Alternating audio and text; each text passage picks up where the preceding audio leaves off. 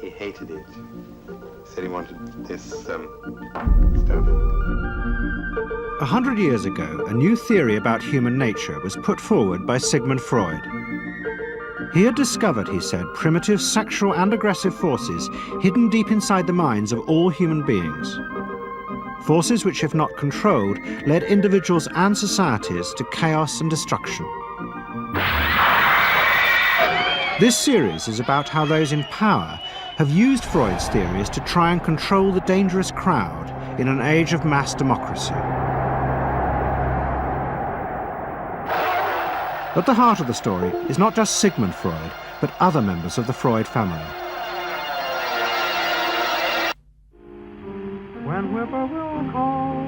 This episode is about Freud's American nephew, Edward Bernays. Bernays is almost completely unknown today, but his influence on the 20th century was nearly as great as his uncle's. Because Bernays was the first person to take Freud's ideas about human beings and use them to manipulate the masses.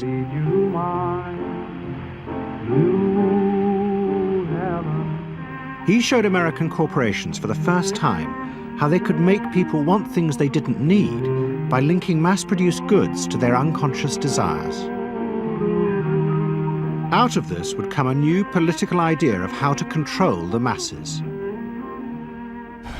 By satisfying people's inner selfish desires, one made them happy and thus docile. It was the start of the all-consuming self, which has come to dominate our world today.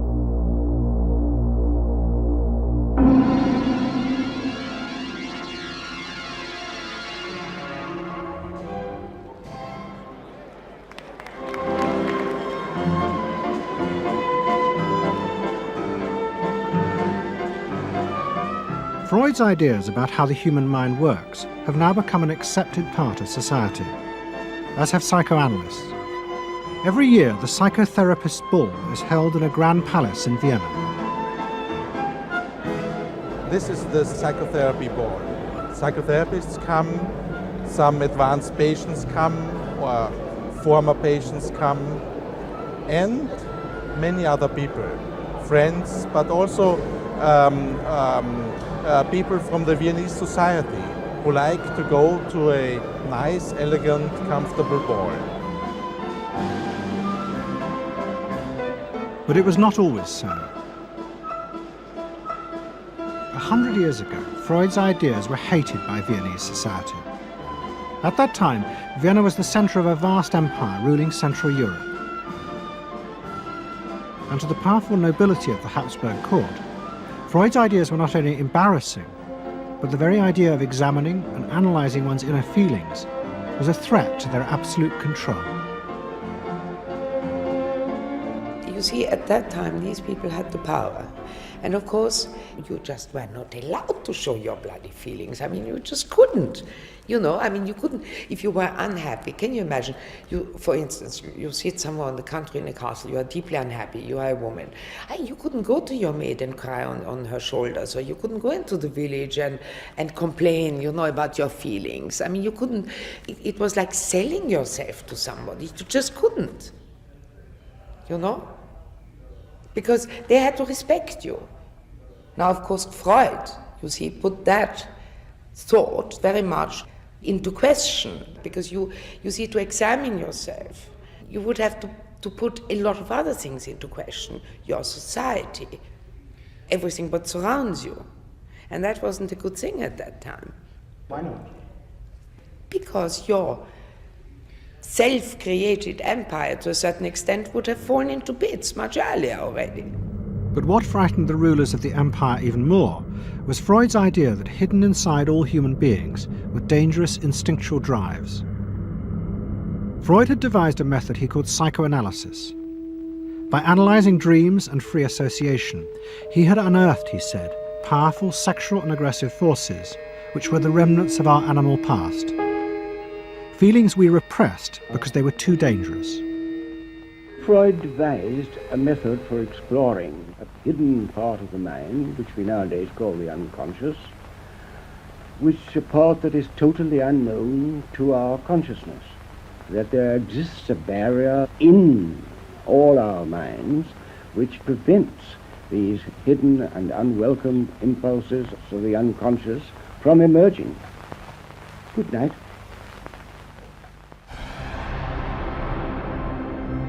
In 1914, the Austro-Hungarian Empire led Europe into war. As the horror mounted, Freud saw it as terrible evidence of the truth of his findings. The saddest thing, he wrote, is that this is exactly the way we should have expected people to behave, from our knowledge of psychoanalysis. Governments had unleashed the primitive forces in human beings, and no one seemed to know how to stop them.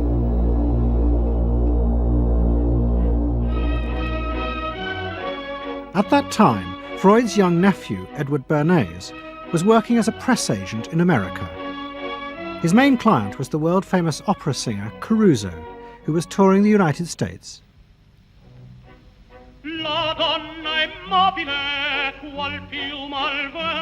Bernays' parents had emigrated to America 20 years before, but he kept in touch with his uncle and joined him for holidays in the Alps. But Bernays was now about to return to Europe for a very different reason. On the night that Caruso opened in Toledo, Ohio, America announced it was entering the war against Germany and Austria. As a part of the war effort, the US government set up a Committee on Public Information, and Bernays was employed to promote America's war aims in the press. The President, Woodrow Wilson, had announced that the United States would fight not to restore the old empires, but to bring democracy to all of Europe. And Bernays proved extremely skillful in promoting this idea, both at home and abroad. And at the end of the war, he was asked to accompany the President to the Paris Peace Conference. Then, to my surprise, they asked me to go over with Woodrow Wilson to the peace conference. And at the age of 26, I was in Paris for the entire time of the peace conference that was held in the suburb of Paris, and we worked to make the world safe for democracy. That was a big slogan. Wilson's reception in Paris astounded Bernays and the other American propagandists. Their propaganda had portrayed Wilson as a liberator of the people, a man who would create a new world in which the individual would be free. They had made him a hero of the masses. And as he watched the crowd surge around Wilson, Bernays began to wonder whether it would be possible to do the same type of mass persuasion, but in peacetime. When I came back to the United States, I decided that if you could use propaganda for war, you could certainly use it for peace. And propaganda got to be a bad word because of the Germans using it. So what I did was to try to find some other words. So we found the word Council on Public Relations. Bernays returned to New York and set up as a public relations counsel in a small office off Broadway. It was the first time the term had ever been used. Since the end of the 19th century, America had become a mass industrial society, with millions clustered together in the cities. Bernays was determined to find a way to manage and alter the way these new crowds thought and felt. To do this, he turned to the writings of his uncle Sigmund. While in Paris, Bernays had sent his uncle a gift of some Havana cigars. In return, Freud had sent him a copy of his general introduction to psychoanalysis. Bernays read it, and the picture of hidden irrational forces inside human beings fascinated him. He wondered whether he might make money by manipulating the unconscious. What Eddie got from Freud was indeed this idea that there is a lot more going on in human decision-making, not only among individuals, but even more importantly among groups, than this idea that information drives behavior. And so Eddie began to formulate this idea that you had to look at things that would play to people's irrational emotions And you see, that moved Eddie immediately into a different category from other people in his field and most government officials and managers of the day who thought if you just hit people with all this factual information, they would look at that and say, oh, of course. And Eddie knew that was not the way the world worked. Bernays set out to experiment with the minds of the popular classes. His most dramatic experiment was to persuade women to smoke. At that time, there was a taboo against women smoking, and one of his early clients, George Hill, the president of the American Tobacco Corporation, asked Bernays to find a way of breaking it. He said, we're losing half of our market because men have invoked a taboo against women smoking in public. Can you do anything about that? I said, let me think about it. And then I said, have I your permission to see a psychoanalyst to find out what cigarettes mean to women? He said, what'll it cost? So I called up Dr. Brill, A.A. Brill, who was a leading psychoanalyst in New York at that time. How come you didn't call your uncle? Why didn't you call your uncle? Because he was in Vienna. A.A. Brill was one of the first psychoanalysts in America, and for a large fee he told Bernays that cigarettes were a symbol of the penis and of male sexual power. He told Bernays that if he could find a way to connect cigarettes with the idea of challenging male power, then women would smoke, because then they would have their own penises. Every year, New York held an Easter Day parade to which thousands came, and Bernays decided to stage an event there. He persuaded a group of rich debutantes to hide cigarettes under their clothes. Then they should join the parade, and at a given signal from him, they were to light up the cigarettes dramatically. Bernays then informed the press that he had heard that a group of suffragettes were preparing to protest by lighting up what they called torches of freedom. He knew this would be an outcry, and he knew that all of the photographers would be there to capture this moment. And so he was ready with a phrase, which was torches of freedom. And so here you have a symbol, women, young women, debutantes, smoking a cigarette in public with a phrase that means anybody who believes in this kind of equality pretty much has to support them in the ensuing debate about this, because torches of freedom. I mean, what's on all American coins? It's liberty. She's holding up the torch, you see? And so all of this is there together. There's emotion, there's memory, there's a rational phrase, even though it's using a lot of emotional elements. It's a phrase that works in a rational sense. All of this is together. And so the next day, this was not just in all of the New York papers, it was across the United States and around the world. And from that point forward, the sale of cigarettes to women began to rise. He had made them socially acceptable with a single symbolic act. What Bernays had created was the idea that if a woman smoked, it made her more powerful and independent, an idea that still persists today. Embrace me, my sweet embrace. It made him realize that it was possible to persuade people to behave irrationally if you link products to their emotional desires and feelings. The idea that smoking actually made women freer was completely irrational, but it made them feel more independent. It meant that irrelevant objects could become powerful emotional symbols of how you wanted to be seen by others. Eddie Bernays saw the way to sell product was not to sell it to your intellect, that you ought to buy an automobile, but that you will feel better about it if you have this automobile. I think he originated that idea, that they weren't just purchasing something, but they were engaging themselves emotionally or personally in the product or service. That it's not, you think you need a new piece of clothing, but you'll feel better with the piece of clothing. That was his contribution in a very real sense. We see it all over the place today, but I think he originated the idea of the emotional connect to a product or service. What Bernays was doing fascinated America's corporations. They had come out of the war rich and powerful, but they had a growing worry. The system of mass production had flourished during the war, and now millions of goods were pouring off production lines. What they were frightened of was the danger of overproduction, that there would come a point when people had enough goods and would simply stop buying. Up until that point, the majority of products were still sold to the masses on the basis of need.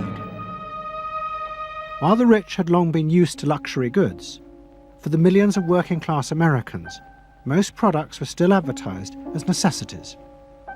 Goods like shoes, stockings, even cars were promoted in functional terms for their durability. The aim of the advertisements was simply to show people the product's practical virtues, nothing more.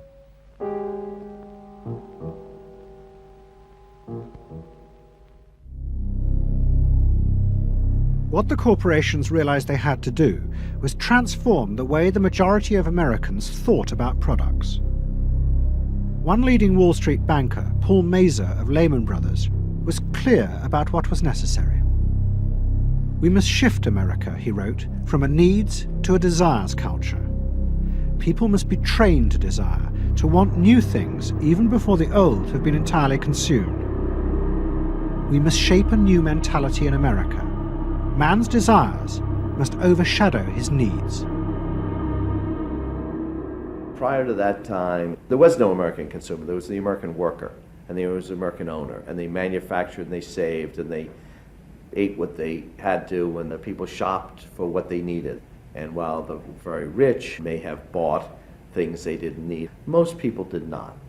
And Mazur envisioned a break with that, where you would have things that you didn't actually need, but you wanted, as opposed to needed. And the man who would be at the center of changing that mentality for the corporations was Edward Bernays. Bernays really is the guy within the United States, more than anybody else, who sort of brings to the table psychological theory as something that is an essential part of how, from the corporate side, of how we are going to appeal to the masses effectively. And the whole sort of merchandising establishment and sales establishment is ready for Sigmund Freud. I mean, they are ready for understanding what motivates the human mind. And so that there's this real openness to Bernays' techniques being used to sell products to the masses. Beginning in the early 20s, the New York banks funded the creation of chains of department stores across America. They were to be the outlets for the mass-produced goods, and Bernays' job was to produce the new type of customer. Bernays began to create many of the techniques of mass consumer persuasion that we now live with. He was employed by William Randolph Hearst to promote his new women's magazines, and Bernays glamorized them by placing articles and advertisements that linked products made by others of his clients to famous film stars like Clara Bow, who was also his client. Bernays also began the practice of product placement in the movies, and he dressed the stars at the film's premieres with clothes and jewellery from other firms he represented. He was, he claimed, the first person to tell car companies they could sell cars as symbols of male sexuality.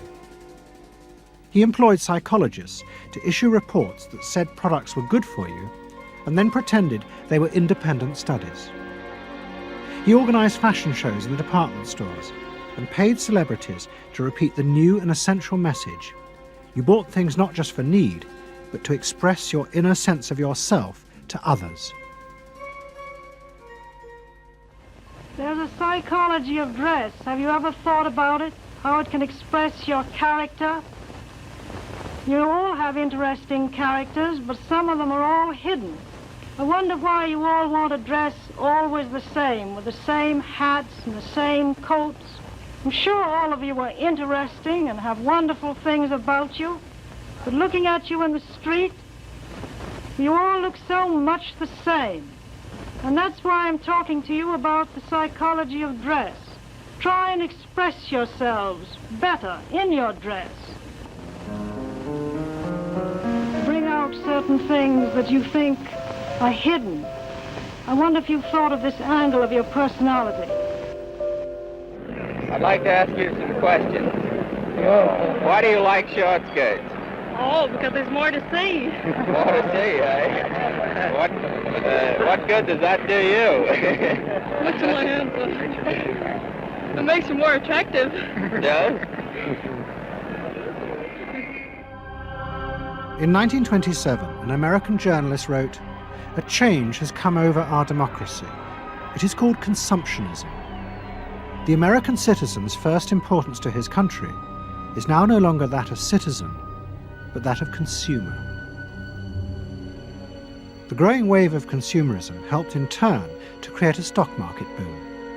And yet again, Edward Bernays became involved, promoting the novel idea that ordinary people should buy shares, borrowing money from banks he also represented. And yet again, millions followed his advice. He was uniquely knowledgeable about how people in large numbers are going to react to products and ideas and so on. But in political terms, if he were to go out, so I can't imagine that he could get 3 people to stand and listen. Wasn't particularly articulate, was a kind of funny looking, and didn't have any sense of reaching out for people one-on-one. None at all. He didn't think about people in groups of one, thought about people in groups of thousands. So I would have nothing to do with him. Hello? Bernays soon became famous as the man who understood the mind of the crowd. And in 1924, the president contacted him. President Coolidge was a quiet, taciturn man and had become a national joke. The press portrayed him as a dull, humorless figure. Bernays' solution was to do exactly the same as he had done with products. He persuaded 34 famous film stars to visit the White House. And for the first time, politics became involved with public relations. And I lined up these 34 people, and I'd say, "What's your name?" He'd say, "Al Jolson." I'd say, "Mr. President, Al Jolson." Next day, every newspaper in the United States had a front page story. President Coolidge entertains actors at White House. And the Times had a headline which said, "President nearly laughed." And everybody was happy. But while Bernays became rich and powerful in America, in Vienna his uncle was facing disaster. Like much of Europe, Vienna was suffering an economic crisis and massive inflation, which wiped out all of Freud's savings. Facing bankruptcy, he wrote to his nephew for help. Bernays responded by arranging for Freud's works to be published for the first time in America, and began to send his uncle precious dollars, which Freud kept secretly in a foreign bank account. He was Freud's agent, if you will, to get his books published. Well, of course, once the books were being published, Eddie couldn't help himself but promote these books, see that everybody read them, make them controversial, emphasize the fact that, do you know what Freud says about sex and what he says cigarettes are a symbol of, and so on and so forth? How do you suppose all those stories got out? Certainly the academics weren't spreading these around the country. Eddie Bernays was. Then, when Freud became accepted, well then, of course, to go to a client and say, "Well, Uncle Siggy," see, then that had some cachet. But notice there, first Eddie created Uncle Siggy in the U.S., made him acceptable, secondly, and thirdly, then capitalized on Uncle Siggy. Typical Bernays performance. Bernays also suggested that Freud promote himself in the United States.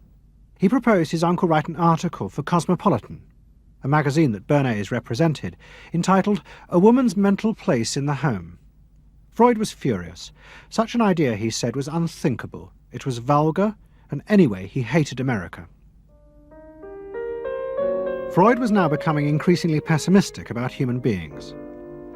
In the mid-20s, he retreated in the summers to the Alps, sometimes staying in an old hotel, the Pension Moritz in Berchtesgaden. It is now a ruin.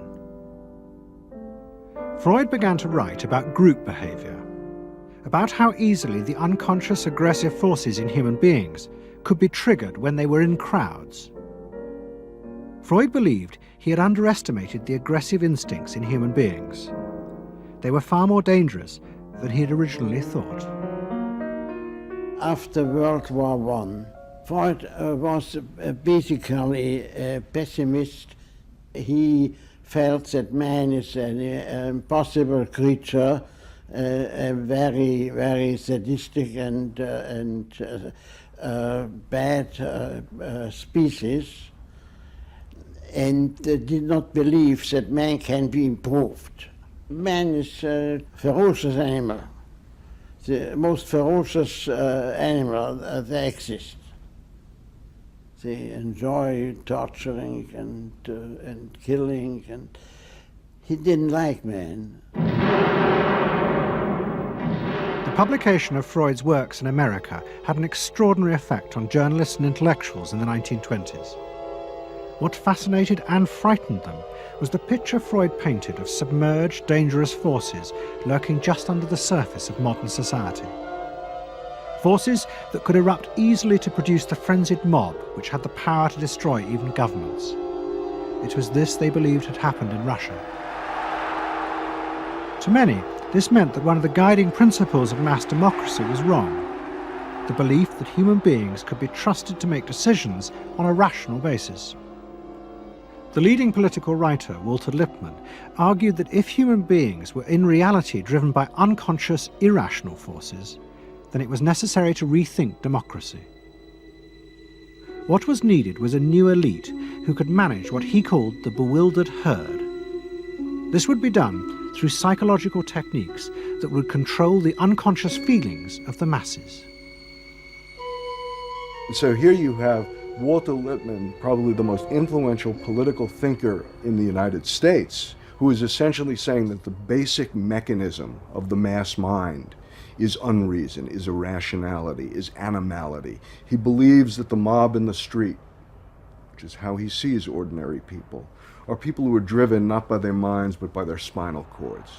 The notion of kind of animal drives, unconscious instinctual drives lurking beneath the surface of civilization. And so they started looking towards psychological science as a way of understanding the mechanisms by which the popular mind works, specifically with the goal of figuring out how to understand how to apply those mechanisms to strategies for social control. Edward Bernays was fascinated by Lippmann's arguments, and also saw a way to promote himself by using them. In the 1920s, he began to write a series of books which argued that he had developed the very techniques Lippmann was calling for. By stimulating people's inner desires and then sating them with consumer products, he was creating a new way to manage the irrational force of the masses. He called it the engineering of consent. Democracy, to my father, was a wonderful concept, but I don't think he felt that all those publics out there had reliable judgment, and that they very easily might vote for the wrong man or want the wrong thing, so that they had to be guided from above. It's enlightened despotism in a sense. You appeal to their desires and their unrecognized longings, that sort of thing. That you can tap into their deepest desires or their deepest fears and use that to your own purposes. And then, in 1928, a president came to power who agreed with Bernays. President Hoover was the first politician to articulate the idea that consumerism had become the central motor of American life. After his election, he told a group of advertisers and public relations men, "You have taken over the job of creating desire and have transformed people into constantly moving happiness machines. machines which have become the key to economic progress. What was beginning to emerge in the 1920s was a new idea of how to run mass democracy. At its heart was the consuming self, which not only made the economy work, but was happy and docile, and so created a stable society. Both Bernays and Littman's concept of managing the masses takes the idea of democracy and it turns it into a palliative. It turns it into giving people some kind of feel-good medication that will respond to an immediate pain or an immediate yearning, but will not alter the objective circumstances one iota. I mean, democracy really, the idea of democracy at its heart was about changing the relations of power that had governed the world for so long. And Bernays' concept of democracy was one of maintaining the relations of power, even if it meant that one needed to sort of stimulate the psychological lives of the public. And in fact, in his mind, that was what was necessary. That if you can keep stimulating the irrational self, then leadership can basically go on doing what it wants to do. Bernays now became one of the central figures in a business elite that dominated American society and politics in the 1920s. He also became extremely rich and lived in a suite of rooms in one of New York's most expensive hotels, where he gave frequent parties. Oh my goodness. He had a home in the corner suite of the Sherry Netherland Hotel. And here's this wonderful suite with all these windows looking out on Central Park and across at the plaza and on the square. And he would use this place to hold a soiree. The mayor would come. All the media leaders would come, the political leaders, the business leaders, the people in the arts. I mean, it was a who's who. People wanted to know Eddie Bernays because, you know, he himself became a sort of a famous man, a sort of a magician who could make these things happen. He knows everybody. He knows the mayor and he knows the senator and he calls politicians on the telephone as if he did get literally a high or a bang out of doing what he did. And that's fine, but it can be a little hard on the people around you, especially when you make other people feel stupid. People who worked for him were stupid, and children were stupid, and if people did things in a way that he wouldn't have done them, they were stupid. It was a word that he used over and over and over, dope and stupid. And the masses?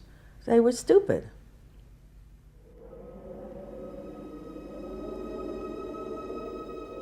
But Bernays' power was about to be destroyed dramatically, and by a type of human irrationality he could do nothing to control.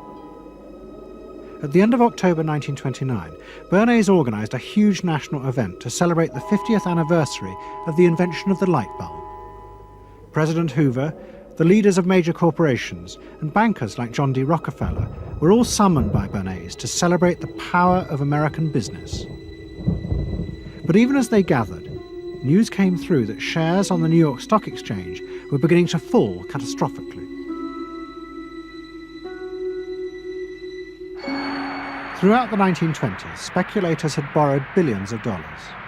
The banks had promoted the idea that this was a new era where market crashes were a thing of the past. But they were wrong. What was about to happen was the biggest stock market crash in history.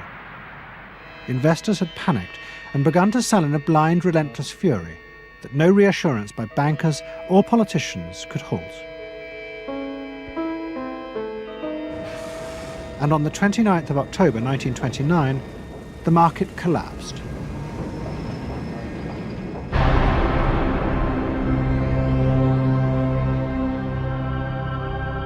The effect of the crash on the American economy was disastrous.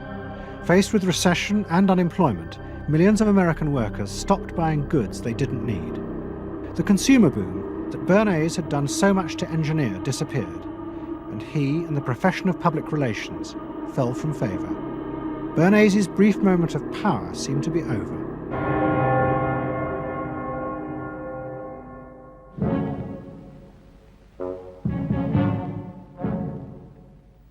The effect of the Wall Street crash on Europe was also catastrophic. It intensified the growing economic and political crisis in the new democracies. In both Germany and Austria, there were violent street battles between the armed wings of different political parties. Against this backdrop, Freud, who was suffering from cancer of the jaw, retreated yet again to the Alps. He wrote a book called Civilization and Its Discontents. It was a powerful attack on the idea that civilization was an expression of human progress. Instead, Freud argued, civilization had actually been constructed to control the dangerous animal forces inside human beings. What was implicit in Freud's argument was that the ideal of individual freedom, which was at the heart of democracy, was impossible. Human beings could never be allowed to truly express themselves because it was too dangerous. They must always be controlled and would thus always be discontent.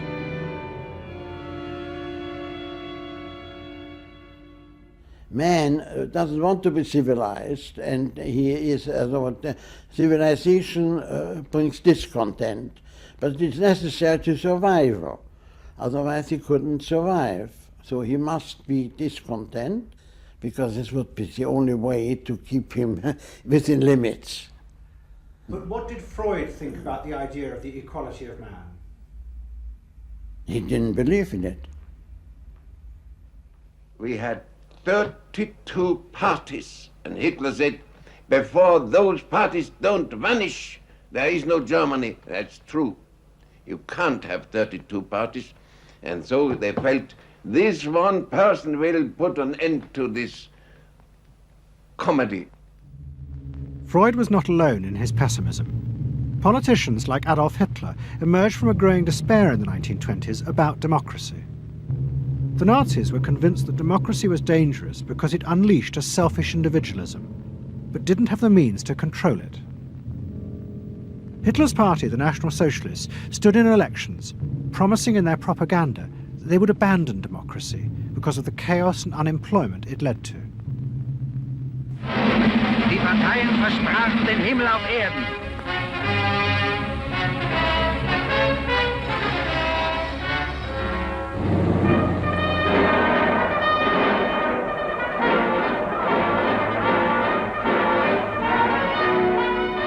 In March 1933, the National Socialists were elected to power in Germany, and they set out to create a society that would control human beings in a different way.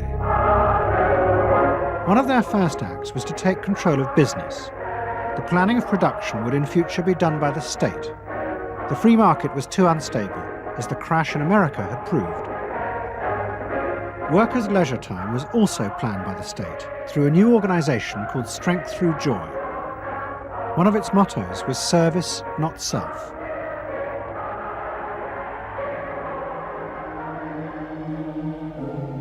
But the Nazis did not see this as a return to an old form of autocratic control. It was a new alternative to democracy, in which the feelings and the desires of the masses would still be central, but they would be channeled in such a way as to bind the nation together. The chief exponent of this was Joseph Goebbels, the Minister of Propaganda. Es mag gut sein, Macht zu besitzen, die auf Gewehren ruht. Besser aber und beglückender ist es, das Herz eines Volkes zu gewinnen und es auch zu behalten. Goebbels organized huge rallies whose function, he said, was to forge the mind of the nation into a unity of thinking, feeling, and desire. One of his inspirations, he told an American journalist, was the writings of Freud's nephew, Edward Bernays. In his work on crowd psychology, Freud had described how the frightening irrationality inside human beings could emerge in such groups. The deep, what he called libidinal forces of desire, are given up to the leader, while the aggressive instincts are unleashed on those outside the group. Freud wrote this as a warning, but the Nazis were deliberately encouraging these forces because they believed they could master and control them. Well, Freud was saying that masses are bound by libidinal forces. They love each other and delegate their ideas and their feelings to the chap on top. What are libidinal forces? What are libidinal forces? Well, forces of love. Not hate? No. Hate is delegated to the others outside.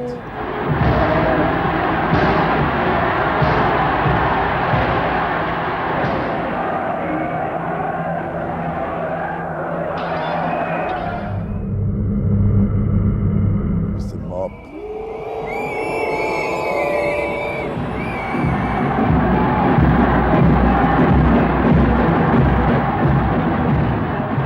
I could see from afar, looking up Wilhelmstraße towards unter den Linden, how those 100,000 of people, when they passed Hitler, they just became completely delirious.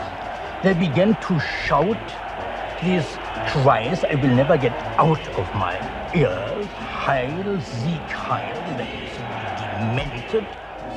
And here I got confirmation how those irrational forces, uncontrollable forces in Germany, in the Germans, had erupted, had broken out, were running riot, were departing, marching on.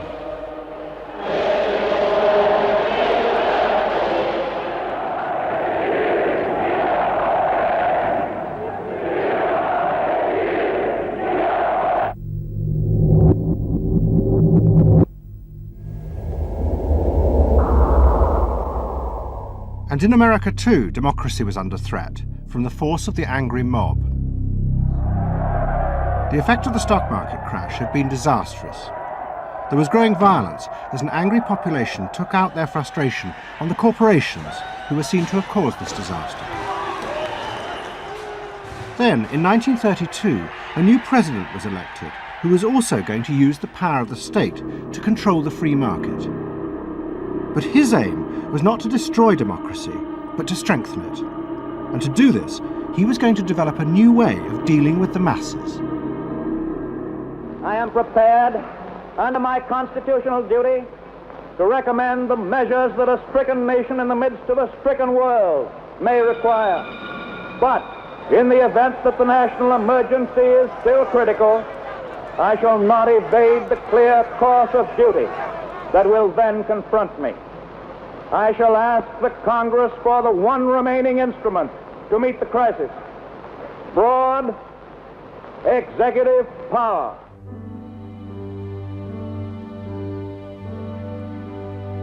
It was the start of what would become known as the New Deal.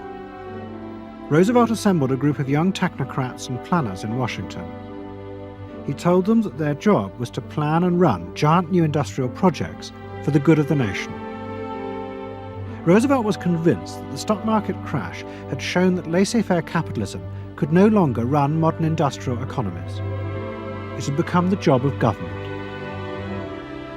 Big business was horrified, but the New Deal attracted the admiration of the Nazis, especially Joseph Goebbels. Wir betrachten die wirtschaftliche Entwicklung in Amerika mit dem allergrößten positiven Interesse. Und wir sind dort der festen Überzeugung, dass Präsident Roosevelt und seine Berater auf dem richtigen Wege sind. Es handelt sich in der Tat um das größte wirtschaftliche und soziale Problem aller Zeiten. Die vielen Millionen Arbeitslosen, die ihre Plätze an den Maschinen und in den Kontoren verloren haben, wieder an ihre alten Arbeitsstellen zurückzuführen. Das kann nicht allein der privaten Initiative überlassen werden. Ausschlaggebend ist, dass die öffentliche Hand mit positiven Maßnahmen eingreift. But although Roosevelt, like the Nazis, was trying to organize society in a different way, unlike the Nazis, he believed that human beings were rational and could be trusted to take an active part in government.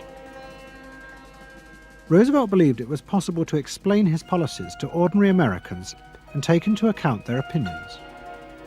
To do this, he was helped by the new ideas of an American social scientist called George Gallup. favorite reading of New Deal Washington, the survey of U.S. public opinion. From offices at Princeton, New Jersey, a famed statistician, Dr. George Gallup, tells Washington from week to week what the nation is thinking.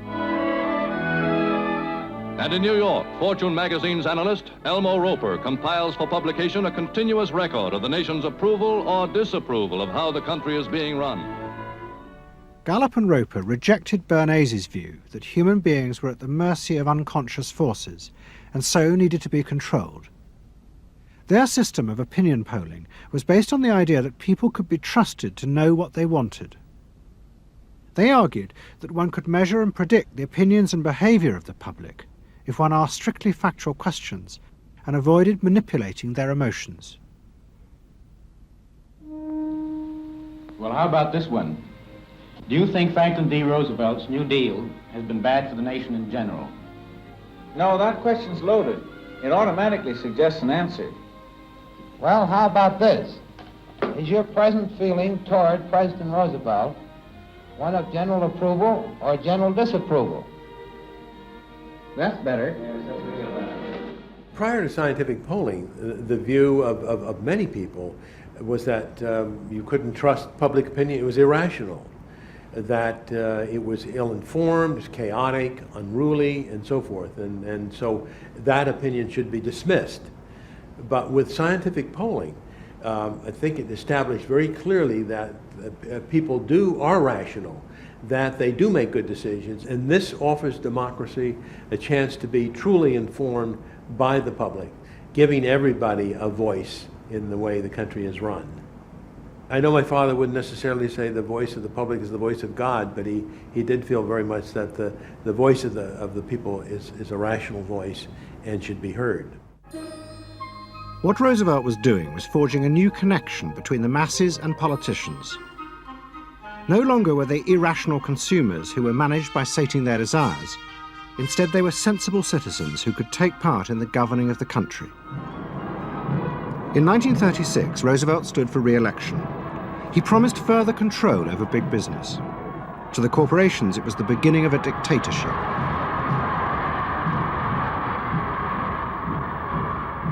Roosevelt interferes with private enterprise and is running the country into debt for generations to come. The way to get recovery is to let business alone. But Roosevelt was triumphantly re-elected.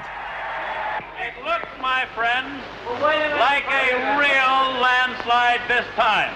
So please let me thank you again and tell you that I hope to see you all very soon and bid you an affectionate good night. Faced with this, business now decided to fight back, to regain power in America. At the heart of the battle would be Edward Bernays and the profession he had invented, public relations.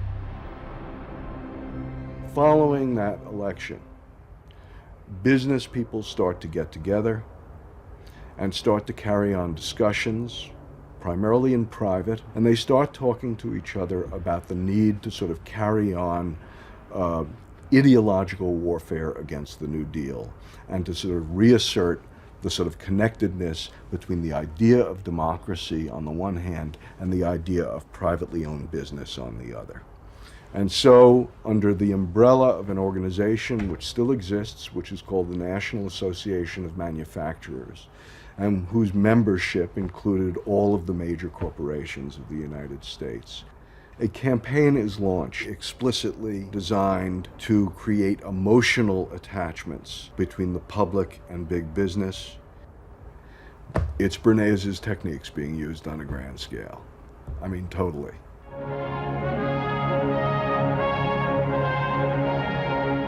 The General Motors Parade of Progress, traveling the high roads and byroads of America, bringing to millions of Americans in their own hometown the fascinating story behind modern industry, showing... The campaign set out to show dramatically that it was business, not politicians, who had created modern America. A better mode of living for all of us. Bernays was an advisor to General Motors, but he was no longer alone. The industry he had founded now flourished as hundreds of public relations advisors organized a vast campaign. They not only used advertisements and billboards, but managed to insinuate their message into the editorial pages of the newspapers. It became a bitter fight. In response to the campaign, the government made films that warned of the unscrupulous manipulation of the press by big business. And the central villain was the new figure of the public relations man. They tried to achieve their ends by working entirely behind the scenes, corrupting and deceiving the public. The aims of such groups may be either good or bad, so far as the public interest is concerned, but their methods are a grave danger to democratic institutions. The films also showed how the responsible citizen could monitor the press themselves. They could create a chart that analyzed the reporting for signs of hidden bias. But such earnest instruction was to be no match for the powerful imagination of Edward Bernays. He was about to help create a vision of the utopia that free market capitalism would build in America if it was unleashed.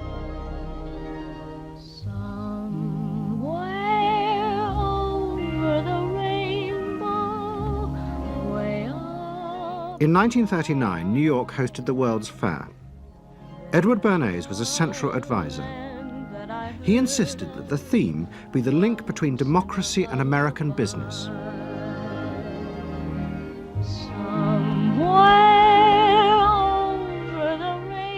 At the heart of the fair was a giant white dome that Bernays named Democracy.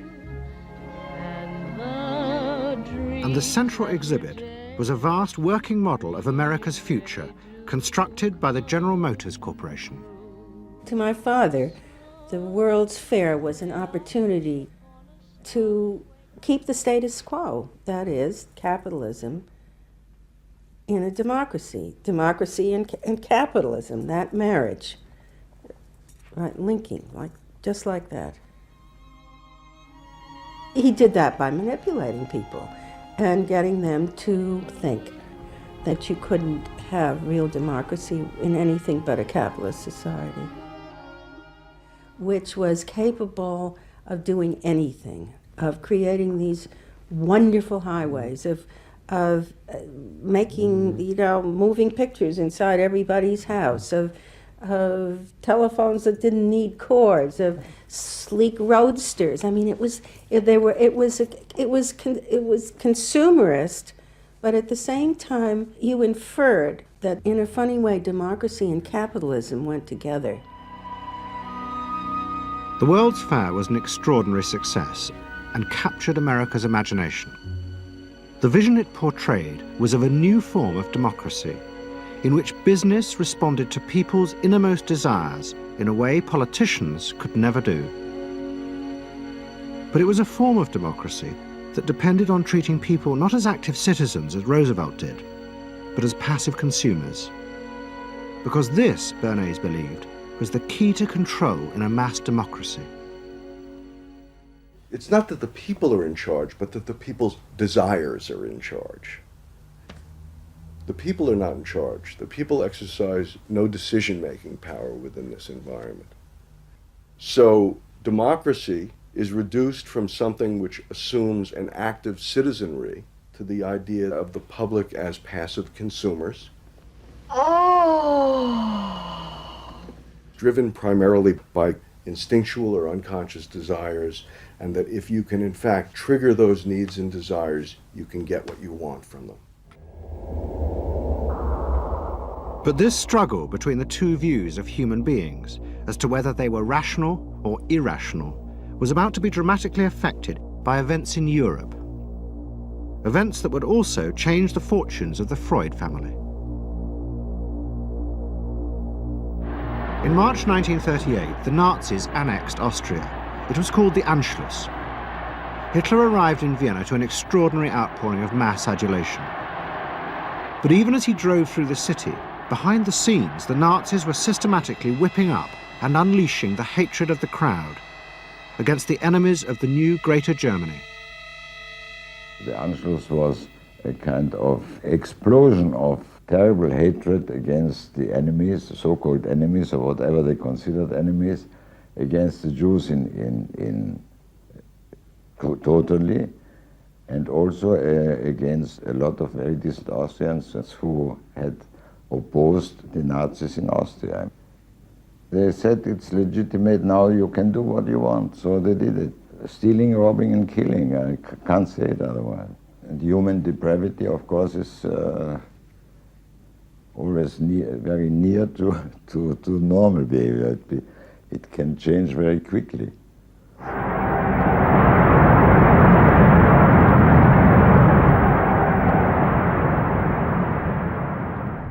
As the violence and assassinations raged in Vienna, Freud decided he had to leave. His aim was to go to Britain, but he knew that Britain, like many countries, was refusing entry to most Jewish refugees. But help came from the leading psychoanalyst in Britain, Ernest Jones. He was in the same ice skating club as the Home Secretary, Sir Samuel Hoare, and Jones persuaded Hoare to issue Freud a British work permit. And in May 1938, Freud, his daughter Anna, and other members of his family set off for London.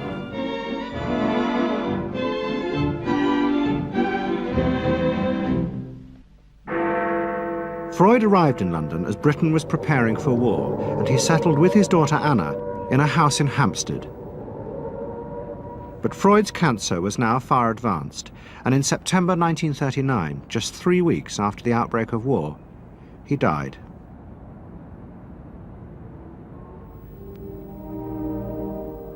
The Second World War would utterly transform the way governments saw democracy and the people they governed. Next week's programme will show how the American government, as a result of the war, became convinced there were savage, dangerous forces hidden inside all human beings, forces that needed to be controlled. The terrible evidence from the death camps seemed to show what happened when these forces were unleashed. And politicians and planners in post-war America would come to believe that hidden under the surface of their own population were the same dangerous forces. And they would turn to the Freud family to help control this enemy within.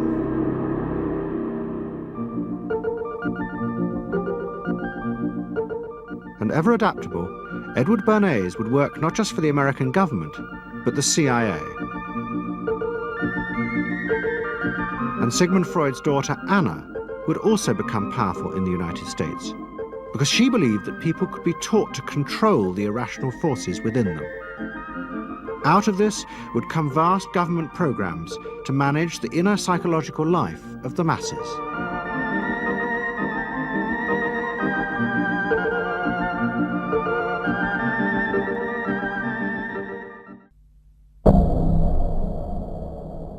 Let's say a word about dreams. We all have thoughts which we never knew we had. They are too uncomfortable, too incompatible with our adult self to be remembered. Yet they are often disturbing, rumbling under the surface like lava in a volcano. The dream is the royal road to these thoughts, the royal road to the unconscious. This is the story of how Sigmund Freud's ideas about the unconscious mind were used by those in power in post-war America to try and control the masses. Politicians and planners came to believe that Freud was right to suggest that hidden deep within all human beings were dangerous and irrational desires and fears. They were convinced that it was the unleashing of these instincts that had led to the barbarism of Nazi Germany. To stop it ever happening again, they set out to find ways to control this hidden enemy within the human mind.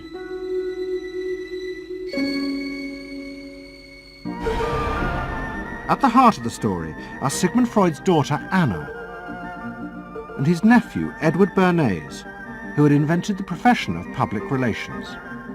Their ideas were used by the US government, big business and the CIA to develop techniques to manage and control the minds of the American people. Those in power believed that the only way to make democracy work and create a stable society was to repress the savage barbarism that lurked just under the surface of normal American life.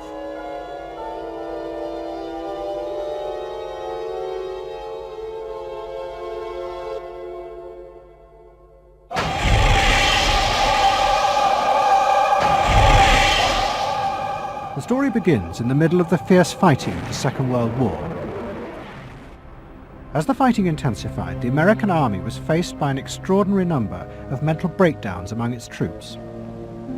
49% of all soldiers evacuated from combat were sent back because they suffered from mental problems. In desperation, the army turned to the new ideas of psychoanalysis. They made a film record of the experiment using hidden cameras.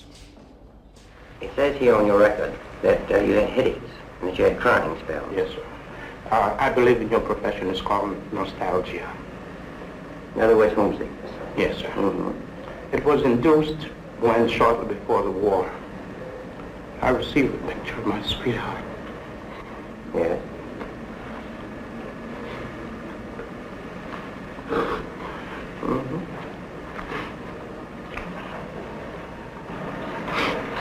I'm sorry, I can't continue. That's all right. It was the first time that anyone had paid such attention to the feelings and anxieties of ordinary people. At the heart of the experiment were a number of refugee psychoanalysts from Central Europe. They worked with American psychiatrists to guide and shape the project. When I first came to America, I worked in the psychiatric service with soldiers trying to rehabilitate them. And I traveled in the train from the East Coast to the West Coast. I was enormously curious what goes on in all of those little towns that the train is passing. After my years in the army, I knew exactly what everybody was doing in the little towns. Because I saw so many people who came from there, and I understood their aspirations, their disappointments, and so forth. So it was as if somebody invited me to a privileged tour into the inner soul of America. I'm not doing this deliberately, so Of course please you're believe not. me. I do believe you. A display of emotion is sometimes very helpful. I hope so, sir. Sure, it gets it off the chest. Well, sir, to be perfectly honest with you, I'm very much in love with my sweetheart.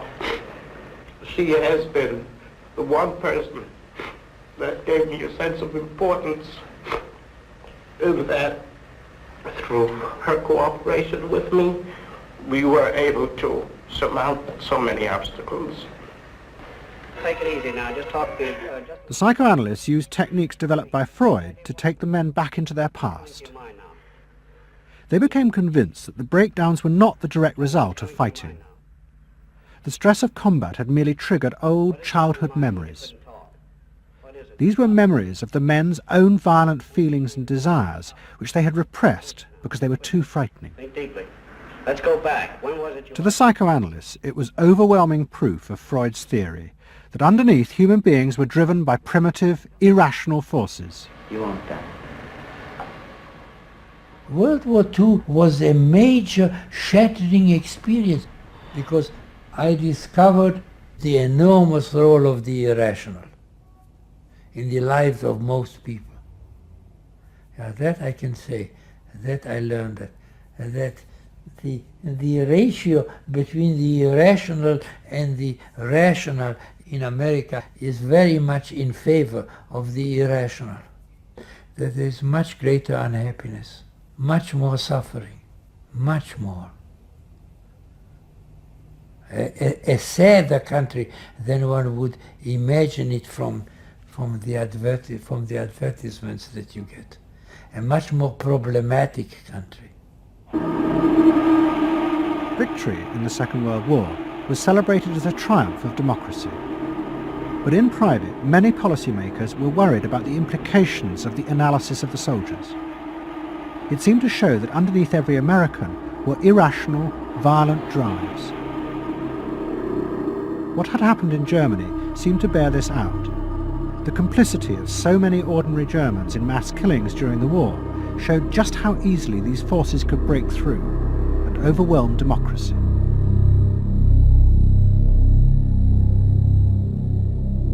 Planners and policymakers had been convinced by their experiences during World War II that human beings could act very irrationally because of this sort of teeming and raw and unpredictable emotionality.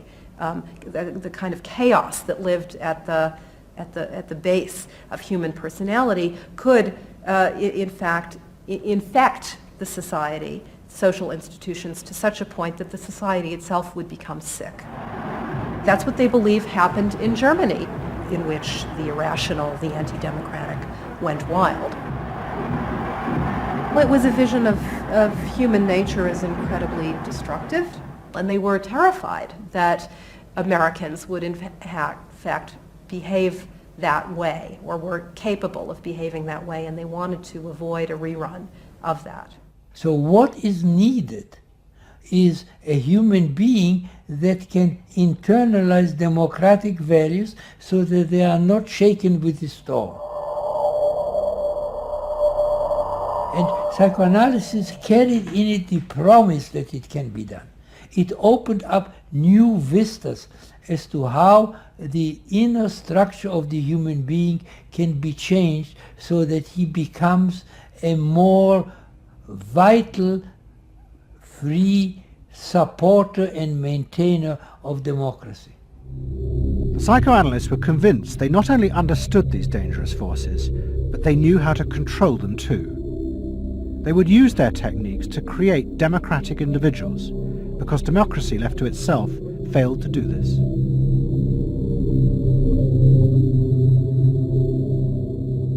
The source of this idea was not only Sigmund Freud, but his youngest daughter, Anna. She had fled with her father to London before the outbreak of war, and after he died, Anna Freud became the acknowledged leader of the world psychoanalytic movement. She saw her job as to fulfill her father's dream of making his ideas accepted throughout the world. At the center of the Freud movement stood Tante Anna, because she managed to work herself into that position. She was recognized as that, and not just because she was the daughter. She worked on that. She was rather forbidding. She was not, to me, a warm person, not an aunt you could kiss or put your arms around. Not at all. And her whole life rotated around the spreading of psychoanalysis. Freud himself had seen the role of psychoanalysis as allowing people to understand their unconscious drives. But Anna Freud believed it was possible to teach individuals how to control these inner forces. She had come to believe this through analysing children, above all the children of her close friend, Dorothy Burlingham.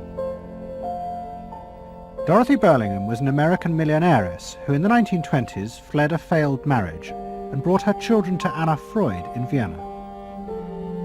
They were suffering terrible anxieties and aggression, but Anna Freud was convinced she could free them from this by changing the world around them.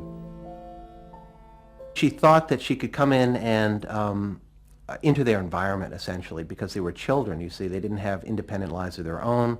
She could go talk to the parents or the mother. She could go to the schools. She could influence their real world, the actual external world, to change their lives and to help them. And to change them as people? I think that was part of what her idea was, is that she felt that she could change them. From her analysis of the Burlingham children, Anna Freud developed a theory of how to help them control their inner drives. She believed that if, as well as psychotherapy, they were also encouraged to adapt to a good family and social environment, then the conscious part of their mind, the ego, would be strengthened in its struggle to control the unconscious. Anna Freud's aim was simply to help the children. But it was always the psychoanalyst who decided what was the right environment and the appropriate behaviour for the children. And often as not, this reflected the social mores of the time.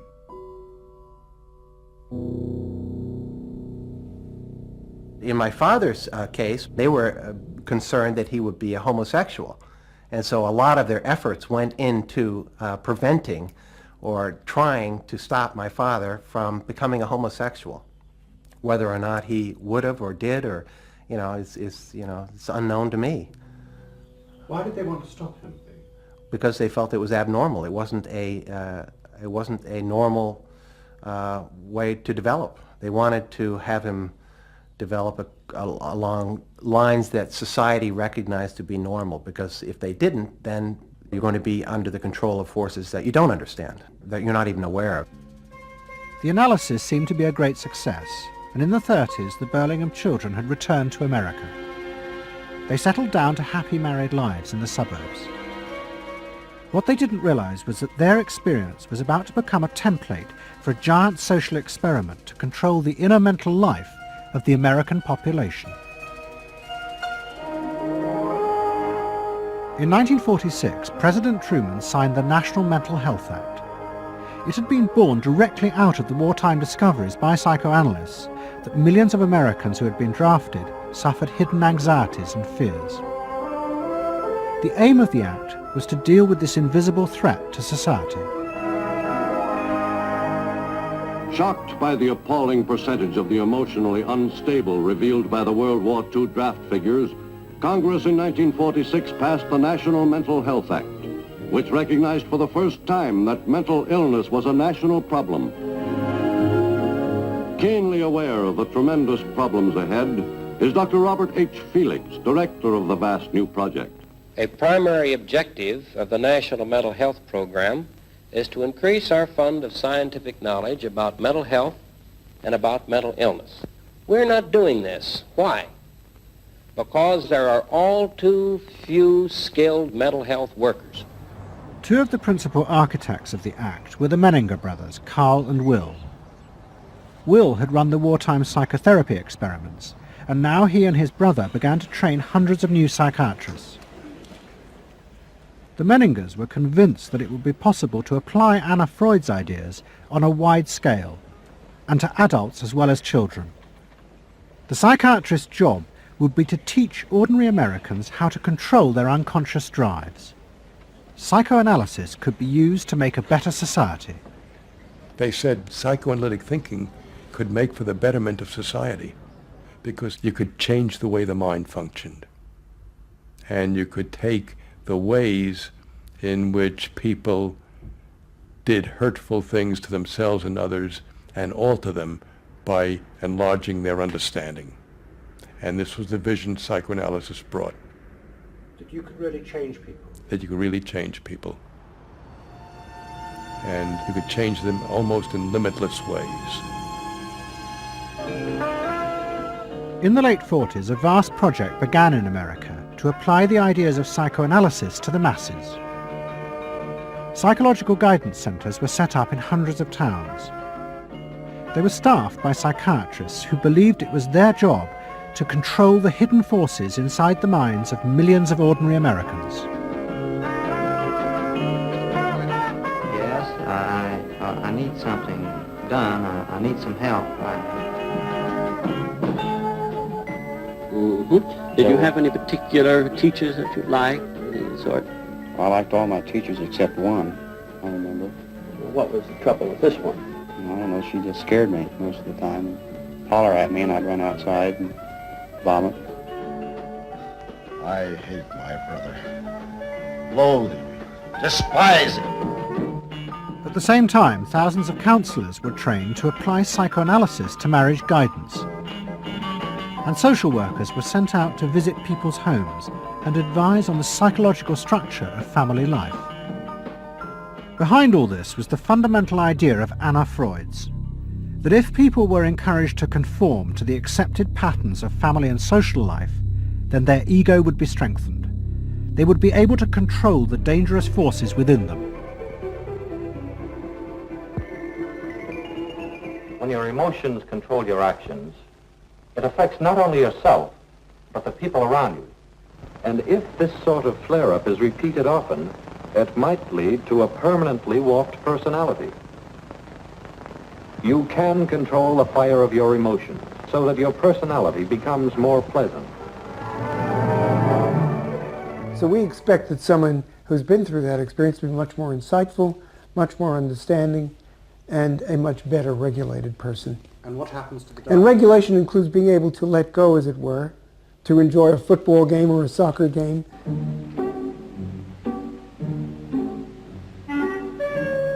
a more understanding, yes, rational, but also appropriately emotional person. The regulatory aspects of the human mind would really be in charge. Instead of being overwhelmed by our passions and by our darker impulses. That one would be master or mistress of one's own passions. They just felt that the road to happiness was in adapting to the external world in which they lived. That people could be uncrippled from their own neurotic conflicts and impulses, that they would not engage in self-destructive behavior, that they would in fact adapt to the reality about them. They never questioned the reality. They never questioned that it might itself be a source of evil or something to which you could not adapt without compromise or without suffering or without exploiting yourself in some way. So there was this fit with the politics of the day. And a balance of emotions is important to a well-rounded personality. But it was only the beginning of the rise to power of psychoanalysis in America. Psychoanalysts were about to move into big business and use their techniques not just to create model citizens, but model consumers. Last week's episode showed how Freud's American nephew, Edward Bernays, had been the first to convince American corporations that they could sell products by connecting them with people's unconscious feelings. But now, a group of psychoanalysts were going to take what Bernays had begun and invent a whole range of techniques to get inside and manage the unconscious mind of the consumer. They were led by Ernest Dichter. Dichter had practiced next door to Freud in Vienna, but he had come to America and set up the Institute for Motivational Research in an old mansion north of New York. This is the Institute for Motivational Research, a place devoted to the intriguing business of finding out why people behave as they do, why they buy as they do, why they respond to advertising as they do. And this is Dr. Ernest Dichter. We don't go out and ask directly, why do you buy, why don't you? What we try to do instead is to understand the total personality, the self-image of the customer. We use all the resources of modern social sciences. It opens up some stimulating psychological techniques for selling any new product. Like the other psychoanalysts, Dichter believed that American citizens were fundamentally irrational beings. They could not be trusted. Their real reasons for buying products were rooted in unconscious desires and feelings. And Dichter wanted to find ways to uncover what he called the secret self of the American consumer. He was trying to get out of people's mind the unconscious motivations that they had for purchasing. These could be sexual, they could be psychological, they could be sociological, they could be a demand for status, a demand for recognition. There were things that people couldn't verbalize or wouldn't verbalize because they were too secret to them. They were too much a part of their nature, and they would be embarrassed. They would be embarrassed if they came out and said things like this. He would interview people, but not ask them direct questions, but let them talk freely like you do in psychoanalysis. And that was his background. And so he said, why can't we have a group therapy session about products? All right? And so Dichter built this room up above his garage, and he said we can have psychoanalysis of products. They can actually act out and verbalize their wants and needs. What we're going to do is try a couple of these salad dressings. Now let's see what happens. Here is our typical housewife. She doesn't follow the instructions. And they could be observed and watched, and other people could comment, and they could talk about it, and everybody could join in. He was the first to do this. This was absolutely the first thing that was ever done. And he had a movie projector up there where you could show advertisements and things like that, and people could react to them. And he invented the whole technique for mining the unconscious about the hidden psychological wants that people had about products. This became the focus group. It worked! Dichter's breakthrough came with a focus group study he did for Betty Crocker Foods. Like many food manufacturers in the early 50s, they had invented a new range of instant convenience foods. But although consumers had told market researchers they would welcome the idea, in fact they were refusing to buy them. The worst problem was the Betty Crocker cake mix. Dichter did a series of focus groups where housewives free associated about the cake mix. He concluded that they felt unconscious guilt at the new image being promoted of ease and convenience. In other words, he understood that the barrier to the consumption of the product was the housewife's feeling of guilt about using it. They basically, on one hand, wanted to make it easy for themselves, but they felt guilty about it.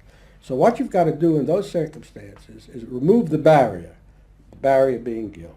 The way you do that is to give the housewife a greater sense of participation. And how do you do that? By adding an egg. Simple as that. As simple as that. Dichter told Betty Crocker to put an instruction on the packet that the housewife should add an egg. It would be an unconscious symbol, he said, of the housewife mixing in her own eggs as a gift to her husband, and so would lessen the guilt. Betty Crocker did it, and the sales soared. My cake is ready. The consumer may have basic needs that the consumer himself or herself doesn't fully understand. You have to know what those needs are in order to fully exploit the consumer. Is it wrong to give people what they want by taking away their defenses, helping remove their defenses? It seems so much longer than last year. It is. Nearly 4 inches longer in some models. Oh! Dichter's success led to a rush by corporations and advertising agencies to employ psychoanalysts. They became known as the Depth Boys, and they promised to show companies how to make millions by connecting their products with people's hidden desires. Dichter himself became a millionaire, famous for inventing slogans like "a tiger in your tank." Even the marketing of the Barbie doll came from a children's focus group. And so it goes. But Dichter was convinced that this was far more than just selling. Like Anna Freud, he believed that the environment could be used to strengthen the human personality. And products had the power both to sate inner desires and give people a feeling of common identity with those around them. It was a strategy for creating a stable society. Dichter called it the strategy of desire.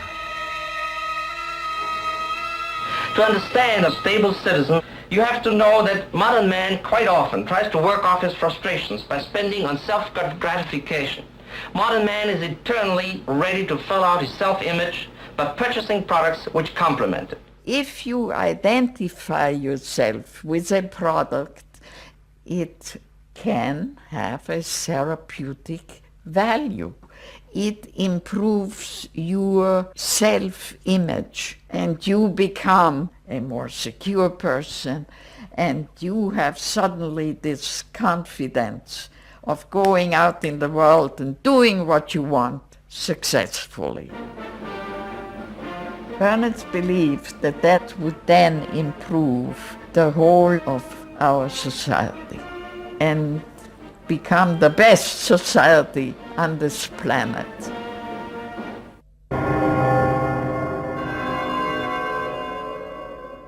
By the early 50s, the ideas of psychoanalysis had penetrated deep into American life. The psychoanalysts themselves became rich and powerful. Many had consulting rooms overlooking Central Park in New York. Politicians and famous writers like Arthur Miller and Tennessee Williams became their patients. They were seeking not just help, but to understand the hidden roots of human behavior. We were sought after. Washington was interested in what we think. You know, the important writers, important politicians were undergoing psychoanalysis. It was, we had waiting lists because there were so many patients that wanted to be analyzed. So it gave us a little bit of a swellhead. And And as the psychoanalysts' ideas took hold in America, a new elite began to emerge, in politics, social planning, and in business. What linked this elite was the assumption that the masses were fundamentally irrational. To make a free market democracy like America work, one had to use psychological techniques to control mass irrationality. They actually believed that this elite was necessary because individual citizens were not capable, if left alone, of being democratic citizens. The elite was necessary in order to create the conditions that would produce individuals capable of behaving as a good consumer and also behaving as a democratic citizen. They didn't see their activities as anti-democratic, as undermining the capacity of individual citizens for democracy. Quite the opposite. They understood that they were creating the conditions for democracy's survival and future. Anna Freud had never intended that her ideas be used in such a way, but she happily accepted the rise to power of psychoanalysis in America. She remained in England, living with Dorothy Burlingham. On the surface, it was an idyllic life.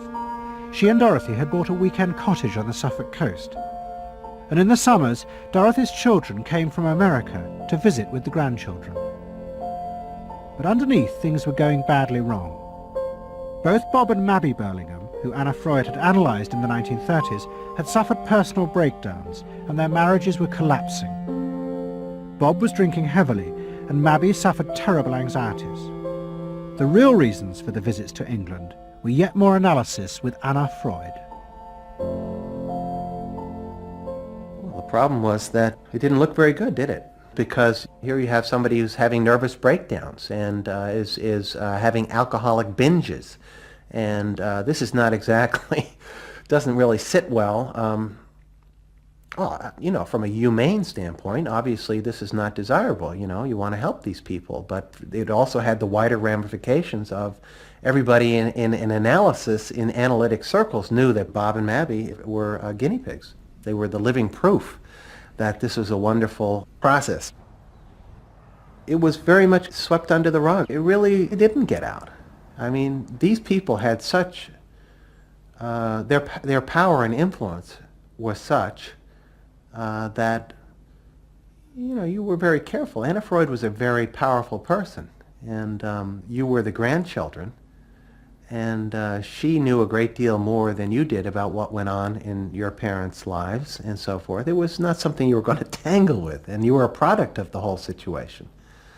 But at the same time, we all knew that something was really out of whack. As she grew older, she became more and more important, didn't she? Politically and scientifically, but she didn't know when to stop. She was a bit too righteous. What she did was always the thing, and she would never, to my knowledge, acknowledge that she could make a mistake or be wrong. That is my feeling.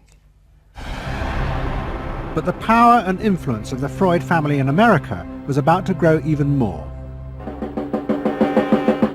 Politicians were about to turn to Anna Freud's cousin, Edward Bernays, for help in a time of crisis. He was going to manipulate the inner feelings and fears of the masses to help America's politicians fight the Cold War. I don't mean to say, and no one can say to you, that there are no dangers. Of course there are risks if we are not vigilant. But we do not have to be hysterical. In 1953, the Soviet Union exploded its first hydrogen bomb, and the fear of nuclear war and communism gripped the United States. Those in power became concerned about how to reassure the population. Committees were set up and public information films made, appealing for calm in the face of new threats, like nuclear fallout.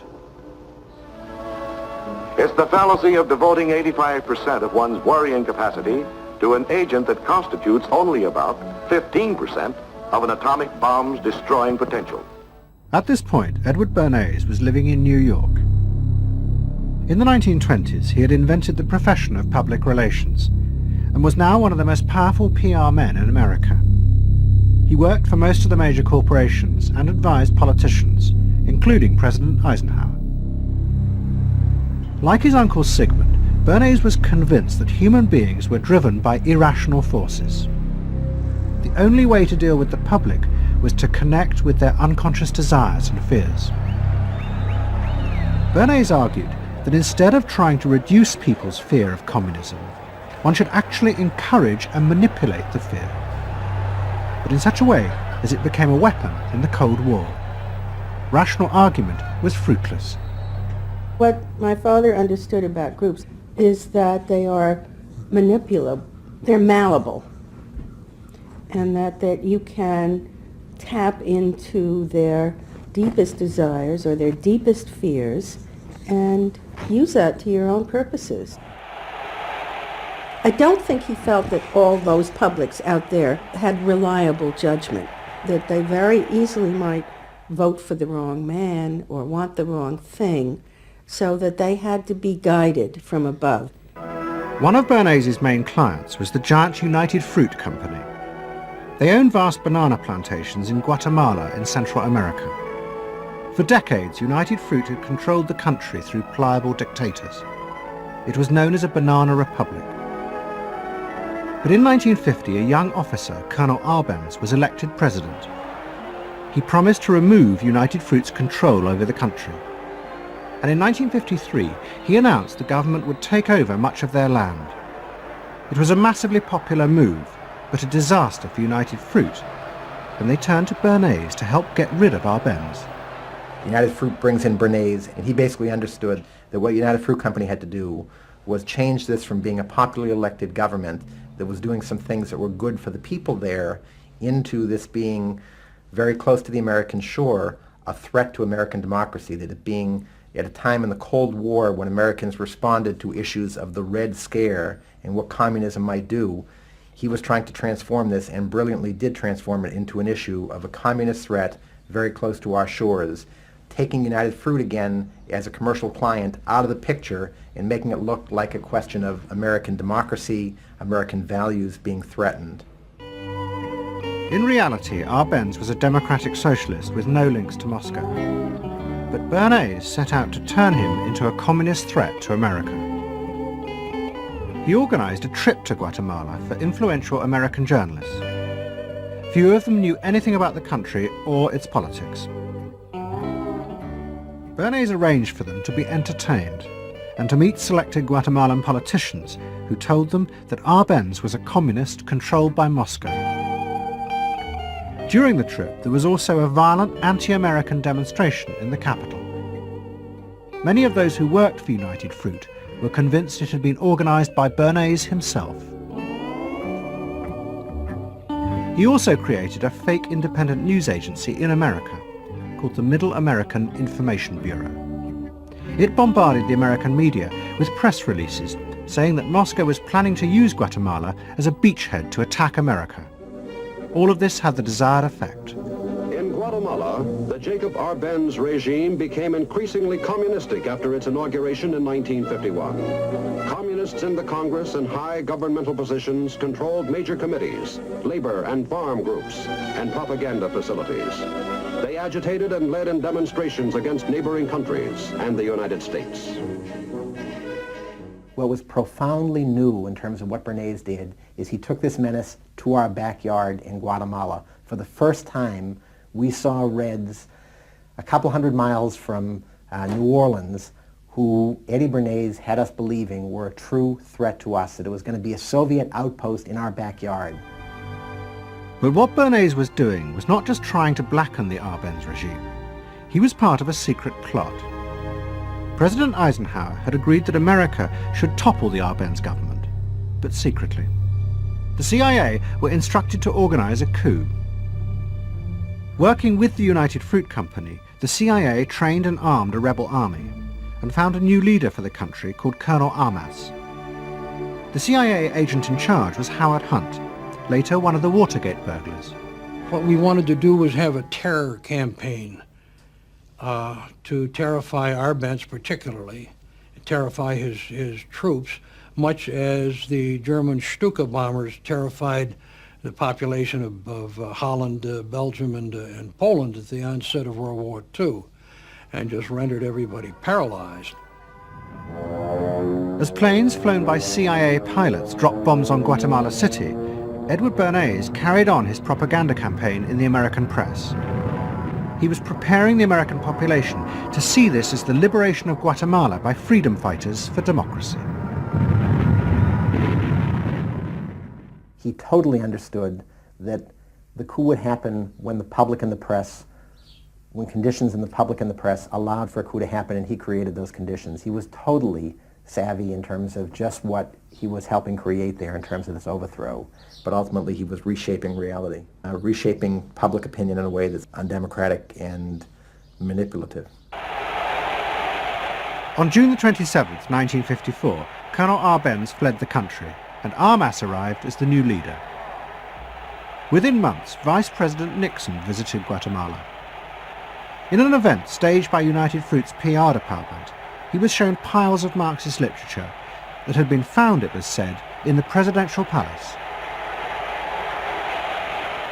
This is the first time in the history of the world that the communist government has been overthrown by the people. And for that we congratulate you and the people of Guatemala for the support they have given.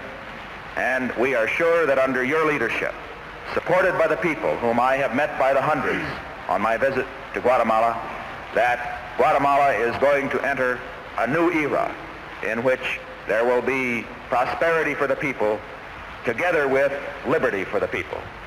Thank you very much for allowing us to see this exhibit of communism in Guatemala. You're welcome. And for dinner, see what Mother has for dessert. Banana gingerbread shortcake. Just another of the many tempting ways in which this nutritious fruit can be prepared. So now that you've seen where bananas come from before they reach your table, our journey to Banana Land is ended. We hope you enjoyed the trip. We know you like bananas. Bernays had manipulated the American people, but he had done so because he, like many others at the time, believed that the interests of business and the interests of America were indivisible, especially when faced with the threat of communism.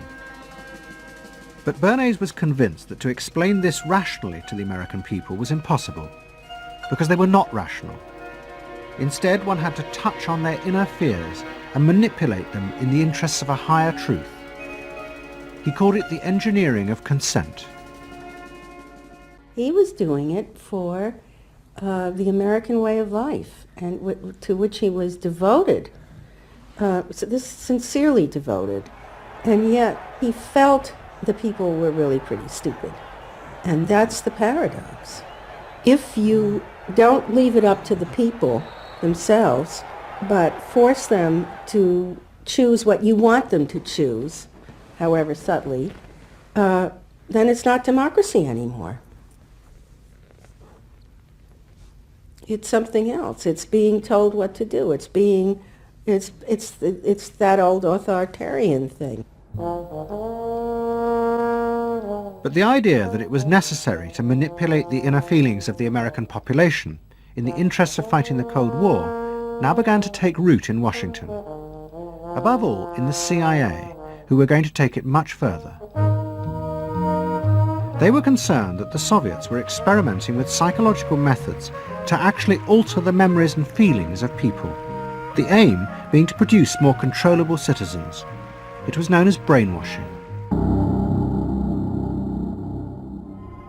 Psychologists in the CIA were convinced that this really might be possible, and that they should try to do it themselves. The image of the human being that was being built up at that particular time was that there was a great deal of vulnerability in every human being, and that vulnerability could be manipulated to program somebody to be something that I wanted them to be, and they didn't want to be. That you could manipulate people in such a way that they could be automatons, if you will, for whatever your own purposes were. This was the image that people thought was possible. In the late 50s, the CIA poured millions of dollars into the psychology departments of universities across America. They were secretly funding experiments on how to alter and control the inner drives of human beings. The most notorious of these experiments was run by the head of the American Psychiatric Association, Dr. Ewan Cameron. Like many psychiatrists at that time, Cameron was convinced that inside human beings were dangerous forces which threatened society. But he believed that it was possible not just to control these forces, but actually remove them. He thought that psychiatry should not just concentrate on sick people, mentally ill, but should actually go into government, that politicians should listen to psychiatrists. Psychiatrists should be in every parliament and should direct and monitor political activities, because they knew in a rational, scientific way what was good for people. Cameron had set up a clinic in a hospital in Montreal called the Allen Memorial. It is now long since closed down. Cameron took patients who suffered a wide range of mental problems. His theory was that these resulted from forgotten or repressed memories. But he was impatient with the idea of using psychotherapy to uncover them. Instead, he would simply wipe them. Cameron used drugs, including LSD, and the technique of ECT, electroconvulsive therapy. It was conventionally used at that time to relieve depression. But Cameron was going to use it in a new way, to produce new people. He was really using it to try and change the fundamental function of the individual, to alter their past memories, their past ways of behaving.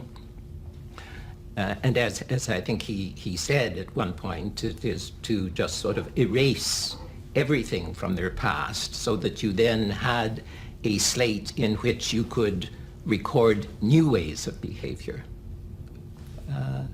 And so he used massive doses of shock, people receiving several shots a day, and over a course of time, hundreds of ECT treatments, so that they were just reduced to a sort of a very primitive vegetable state.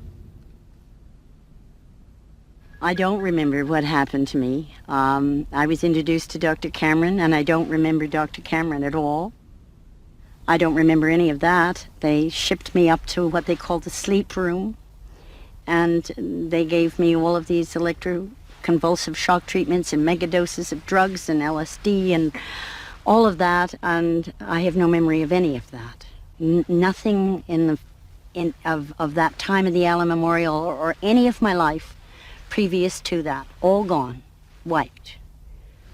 And then having depatterned somebody or brought them down to where basically nothing but the essential functions of the body were going on in terms of breathing and things of this nature. Then he would begin to feed material into these individuals, positive material, such that the brain would be programmed in a positive way, so that the individual would be completely altered. Then he put these tapes under our pillows called psychic driving. He would then put back into this empty brain a program of whatever sort he decided upon, and the people like myself would wake up another person, I guess. In fact, Cameron's experiments were a complete disaster. All he managed to produce were dozens of individuals with memory loss, and the ability to repeat the phrase, "I am at ease with myself." And it was not an isolated case. Almost all the experiments the CIA funded were equally unsuccessful. Despite their ambitions, American psychologists were beginning to find out how difficult it was to understand and control the inner workings of the human mind. We had been really chasing a phantom, if you will, an illusion, that the human mind was more capable of manipulation from the outside by outside factors than it is. We found out that the human being is an extremely complex thing. There were no simple solutions. But you've just got to bear in mind that these were very strange times. The psychoanalysts had come to power in America because of their theory that they knew how to control the dangerous forces inside human beings. But now the psychoanalysts were about to face a high-profile failure that would lead people to begin questioning the very basis of their ideas. It began in Hollywood. The film industry had become fascinated by psychoanalysis, and Anna Freud was a powerful influence on dozens of analysts in Los Angeles. They treated film stars, directors, and studio bosses. Anna Freud's closest friend was the most sought after of all, Ralph Greenson. And in 1960, the most famous star in the world turned to Greenson for help. Marilyn Monroe was suffering from despair and had become addicted to alcohol and drugs. Well, when I walked in to dinner, here was Marilyn Monroe. And I made a picture with her called All About Eve. This is dinner at Ralph Greenson's? Yes. And the only thing was that Ralph was trying to show her, Romy, I never called him Ralph in my life. Romy was trying to show her that the way a family life ought really to be. So we were walking the dog after us. I said, "What the hell are you doing here?" I said, "You never asked me to dinner." And he said, "You weren't that sick." And I said, "Oh, no." He said, "The point is just this child has no frame of reference. In other words, she doesn't know what the goal is." What Greenson did was follow Anna Freud's theory. If Marilyn Monroe could be taught to conform to what society considered a normal pattern of life, that would help her ego control her inner destructive urges. But Greenson pushed it to an extreme. He persuaded Monroe to move into a house nearby that was decorated like his own. He then took her into his own family life, and he, his wife, and his daughter played at being Monroe's own family. Greenson himself would become the model of conformity. And so this someone whom she regarded as important and whom she idealized, if he turned out to be a very gratifying father figure, her ego would benefit from that. That was the theory. His wife and children, everyone was involved in it. They were strengthening the person. They were strengthening the mind. They were strengthening the agent that controls inner life against adversity, against insufficiency, against too much frustration. So that Marilyn Monroe would no longer be a helpless person looking for love. She'd have enough love. But despite all his efforts, Greenson was unable to help Marilyn Monroe. On August the 5th, 1962, she committed suicide in her house. The suicide shocked many in the analytic community, including Anna Freud. And high-profile figures in American life, who had previously been enthusiasts for psychoanalysis, now began to question why psychoanalysis had become so powerful in America. Was it really because it benefited individuals? Or had it in fact become a form of constraint in the interests of social order? The critics included Monroe's ex-husband, Arthur Miller. My argument with so much psychoanalysis is the preconception that suffering is a mistake, or a sign of weakness, or a sign even of illness, when in fact, possibly the greatest truths we know have come out of people's suffering. That the problem is not to undo suffering or to wipe it off the face of the earth, but to make it inform our lives, instead of trying to cure ourselves of it constantly and avoid it, and avoid anything but that lobotomized sense of what they call happiness. There's too much of an attempt, it seems to me, to think in terms of controlling man rather than freeing him, of defining him rather than letting him go. Mm-hmm. And it's part of the whole ideology of this age, which is power mad. Hey, have you heard about the crazy new way to send a message today? It's flashed on a screen too quick to see, but still you get it subliminally. At the same time, an onslaught was launched on the way psychoanalysis was being used by business to control people. The first blow came with the bestseller The Hidden Persuaders, written by Vance Packard. It accused psychoanalysts of reducing the American people to emotional puppets, whose only function was to keep the mass production lines running. They did this by manipulating people's unconscious desires to create longings for ever new brands and models. They had turned the population into unwitting participants in the system of planned obsolescence. The second blow came from an influential philosopher and social critic, Herbert Marcuse. He had been trained in psychoanalysis. This is a childish application of psychoanalysis, which does not take at all into consideration the very real political systematic waste of resources, of technology and of the productive process. For example, planned obsolescence. For example, the production of innumerable brands and gadgets who are, in the last analysis, all the same. The production of innumerable different marks of automobiles. And this prosperity at the same time, consciously or unconsciously, leads to a kind of schizophrenic existence. I believe that in this society an incredible quantum of aggressiveness and destructiveness is accumulated precisely because of the empty prosperity, which then simply erupts.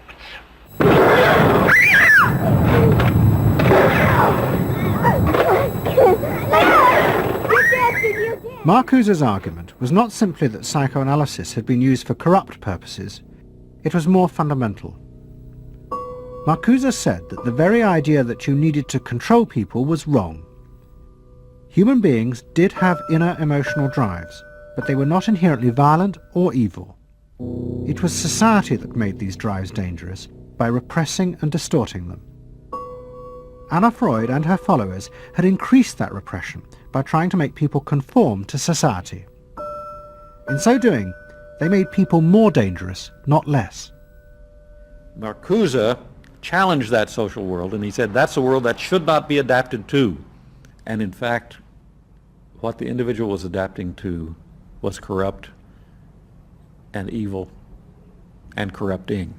In other words, he switched the source of evil from inward conflict to the society itself.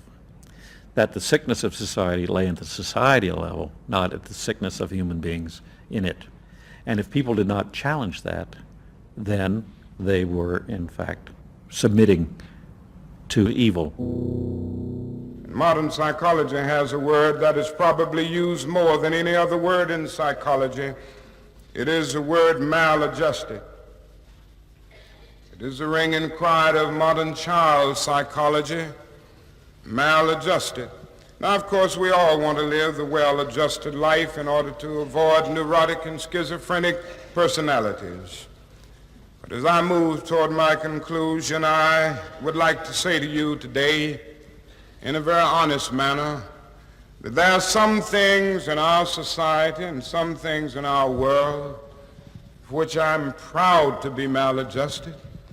And I call upon all men of goodwill to be maladjusted to these things until the good society is realized.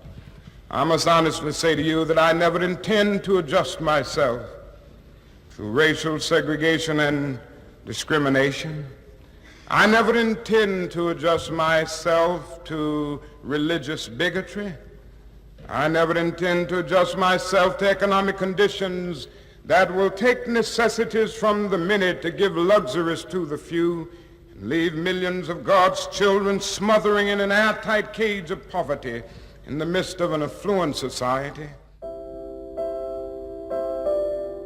The political influence of the Freudian psychoanalysts was over. Instead, they were now accused of having helped to create a repressive form of social control. Anna Freud and Dorothy Burlingham lived on in Sigmund Freud's old house in London. In 1970, Dorothy's son Bob died of alcoholism. And in 1973, his sister Mabby returned for yet more analysis with Anna Freud. She went back for more analysis. She was living at 20 Marisville Gardens in the Freud house, as I guess she did when she wasn't with her husband, and she committed suicide. She took an overdose of sleeping pills. In Freud's own house? In Freud's own house, right.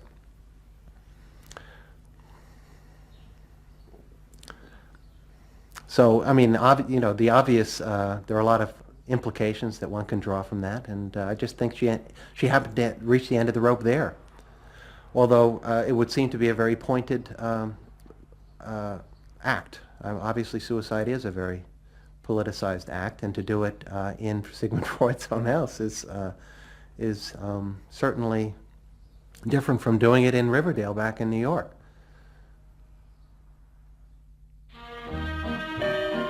Next week's episode will tell the story of the rise to power of the enemies of the Freud family. They believed that the way to build a better society was to let the self free. But what they didn't realize was that this idea of liberation would provide business and politics with yet another way to control the self, by feeding its infinite desires. You know not what it means to be blue. Someday you'll realize and pay for all those lies, then you'll know what it means to be blue.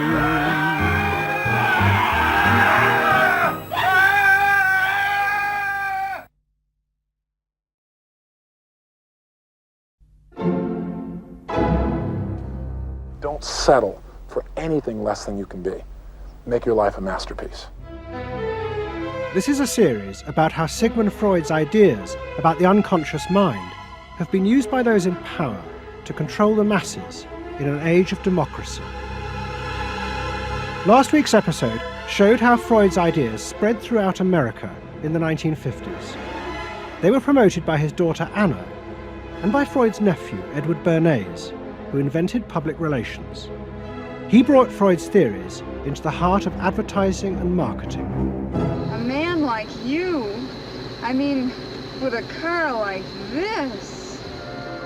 What they both believed was that underneath all human beings was a hidden, irrational self, which needed to be controlled, both for the good of individuals and the stability of society.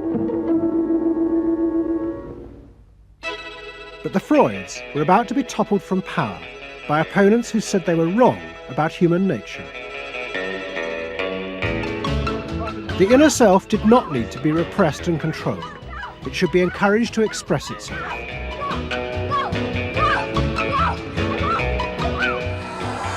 Out of this would come a new type of strong human being and a better society. But what in fact emerged from this revolution was the very opposite. An isolated, vulnerable, and above all greedy self, far more open to manipulation by both business and politics than anything that had gone before. Those in power would now control the self, not by repressing it, but by feeding its infinite desires.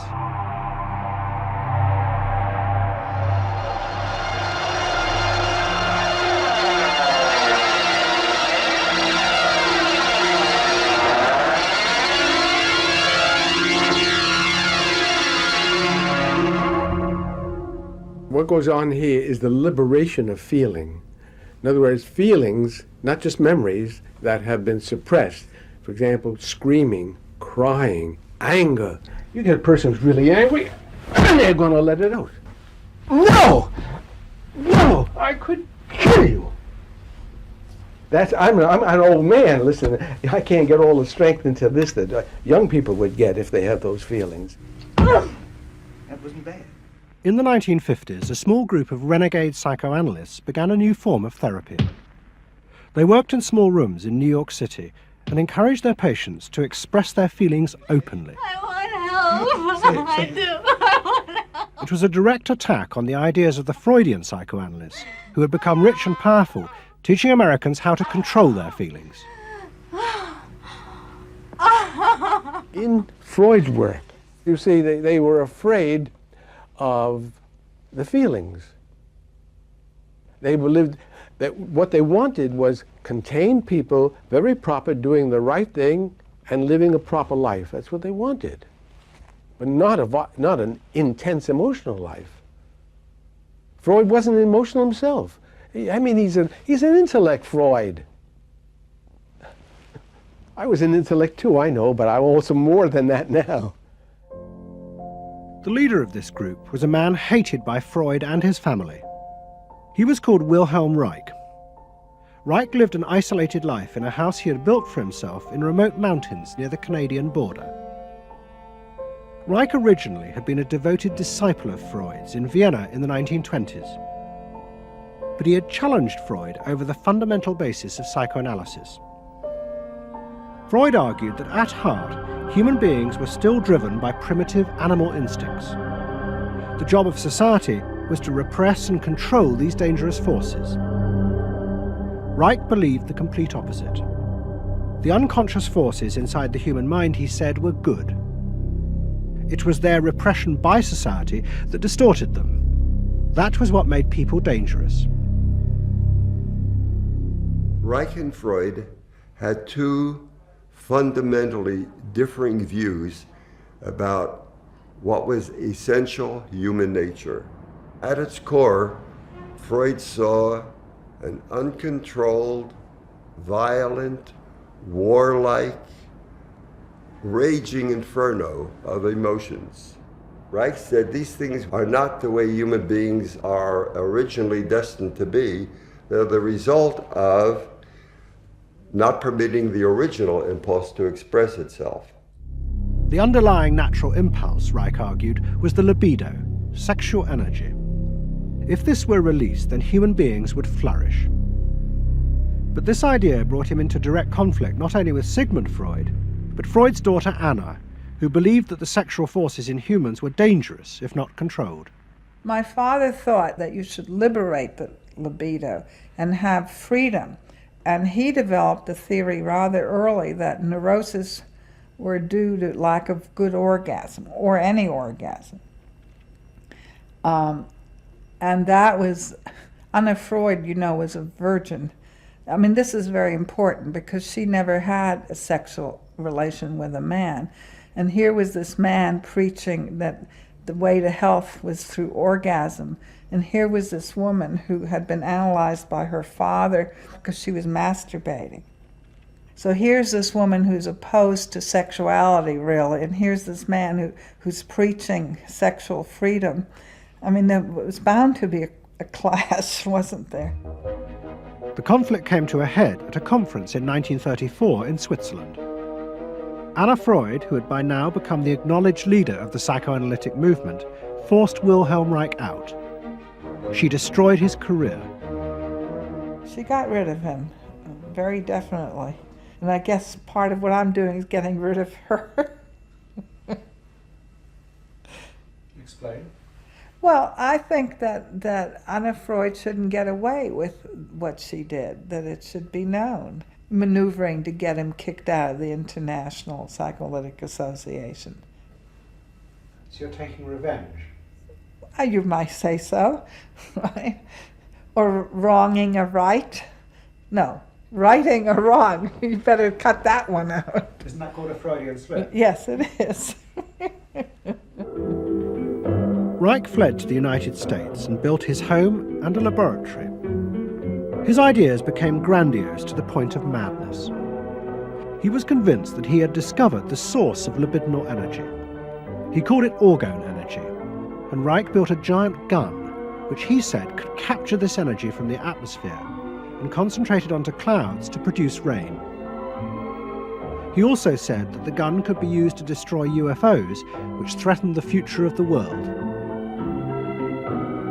In 1956, Reich was arrested by the federal authorities for selling a device that he said used orgone energy to cure cancer. Reich was treated as a madman. He was imprisoned, and all his books and papers burnt on the order of the court. A year later, Reich died in prison. To the Freudians, it seemed as if their main threat had been removed forever. But they were wrong. What the Freudians didn't realize was that their influence in American society was also about to be challenged, and in a way that would lead not only to their decline, but to the dramatic resurgence of Reich's ideas in America and throughout the capitalist world.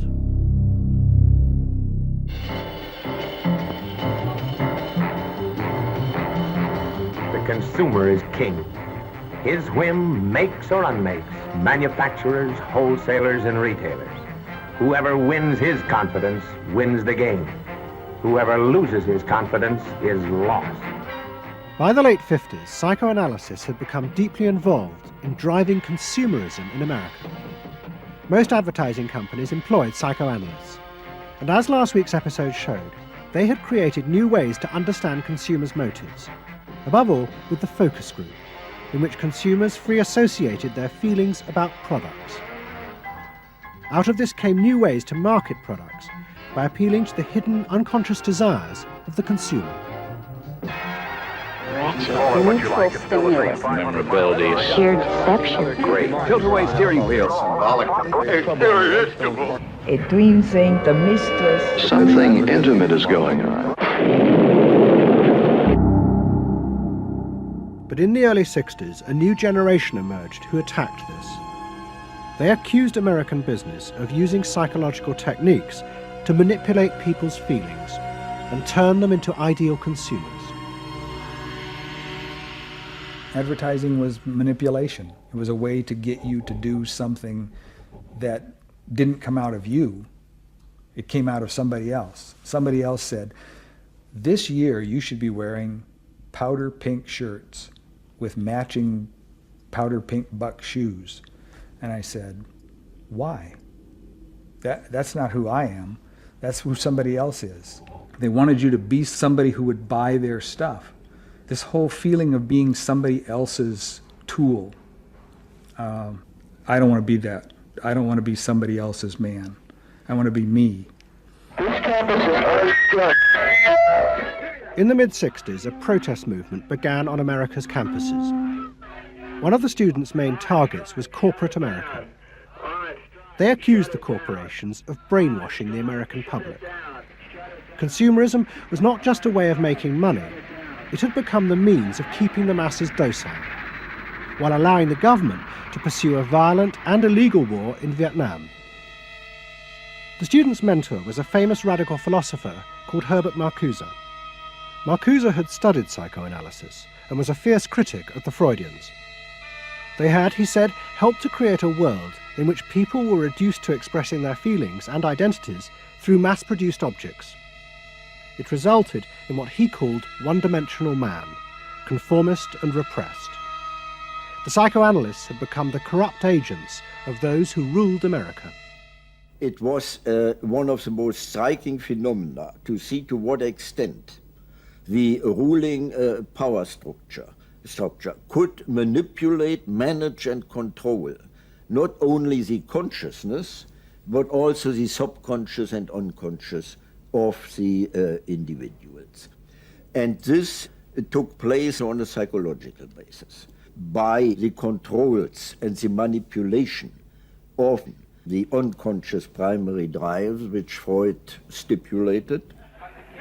Think about it, dear American people out there. You hear him? Huh? You're all brainwashed, kiddies. You're all brainwashed. That's why you're here. They're saying right now, kill the bum. Look, I look at you in the living room. You know, you're saying, kill me.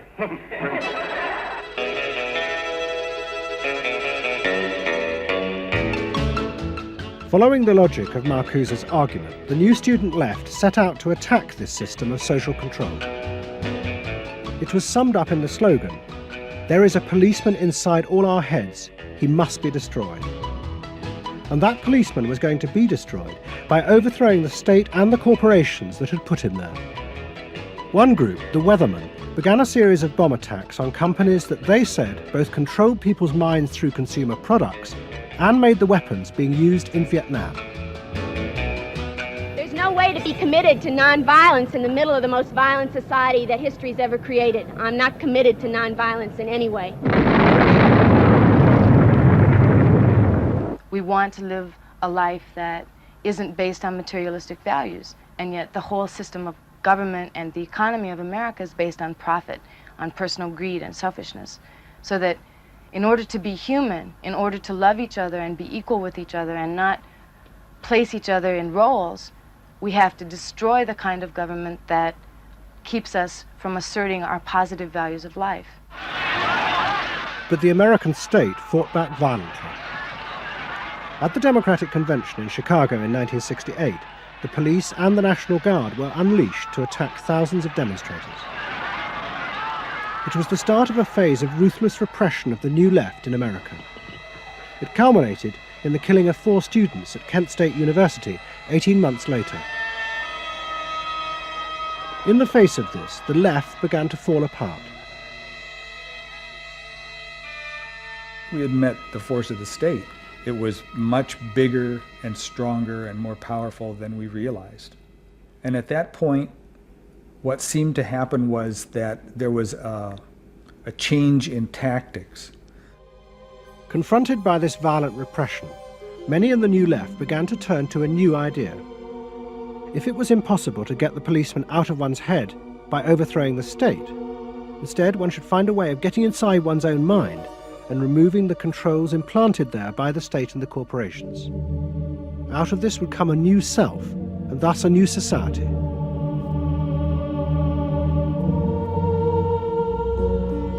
People who had been politically active were persuaded that if they could change themselves and be healthy individuals, and if a movement grew up just aimed at people changing themselves, then at some point all that positive change going on, well, you could say quantity would become quality, and there would be a sort of a spontaneous transformation of society.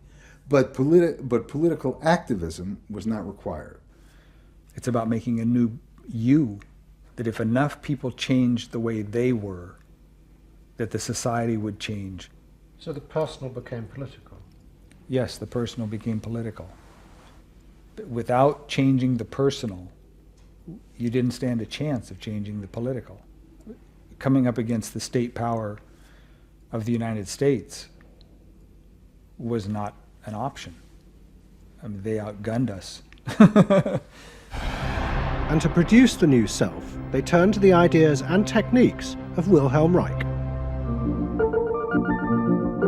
Since his death, a small group of psychotherapists have been developing techniques based on Reich's ideas. Their aim was to invent ways that would allow individuals to free themselves from the controls implanted in their minds by society. Their center was a tiny old motel on the remote coast of California. It was called the Esalen Institute. The dominant figure at Esalen was a psychoanalyst called Fritz Perls. Perls had been trained by Reich and had developed a form of group encounter in which he pushed individuals to publicly express the feelings inside them that society had said were dangerous and should be repressed. It's a basic fear of that thing inside me, like a little demon in there. It doesn't come out very often. It's really hard to get it out. Now put the thing inside you on that chair and talk to it. Perls used to call this getting on the hot seat in front of a group. If this were the hot seat and you were Perls, and you would guide me into this process of self-enactment, self-revelation, of staying present to all the parts of yourself and noticing it, and then taking ownership of this. As the demon? Yeah. Yes, I can come out. I can come right out of him, and I can push him aside. And you, say you. I can push you aside. Yeah. Be the demon with each one of us. I can make you all cry. I can make you all feel terrible. Maybe even forever. I can make the mouth, this mouth here, do things and say things. I can almost destroy anyone, each one of you, if I get out. There isn't one of you that I would spare. Not even you. Yeah. How do you feel now? I feel better. I mean, I feel very honest. Yeah. And you notice the increase of power. In other words, taking ownership of who you are and how you act and how you feel. Your whole being in the world. In other words, giving you autonomy, owning your freedom. I'm frightening. When I have my power, I am frightening. See, I frighten you with my power. I frighten you with my power. Now, where do you feel your power? In your hands? In your muscles? Where else? Wake up! I want you to do for me, God damn you! Okay. Stop it. You. It was not phony movement. That's what I wanted to do, and I did it.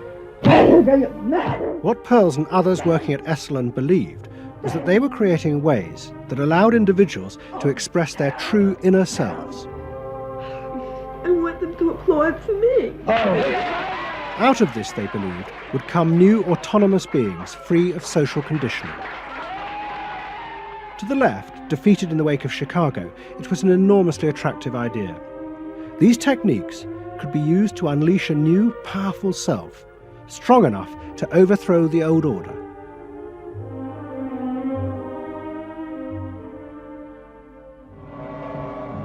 In the late 60s and early 70s, thousands flocked to Esalen. Only a few years before, it had been an obscure fringe institute. Now it became the centre of a national movement for personal transformation, the human potential movement.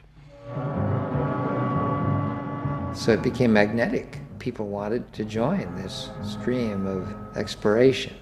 Within 7 or 8 years, there were about 200 of these centers in America, looking mainly to Esalen for the leadership. I feel so liberated. Really?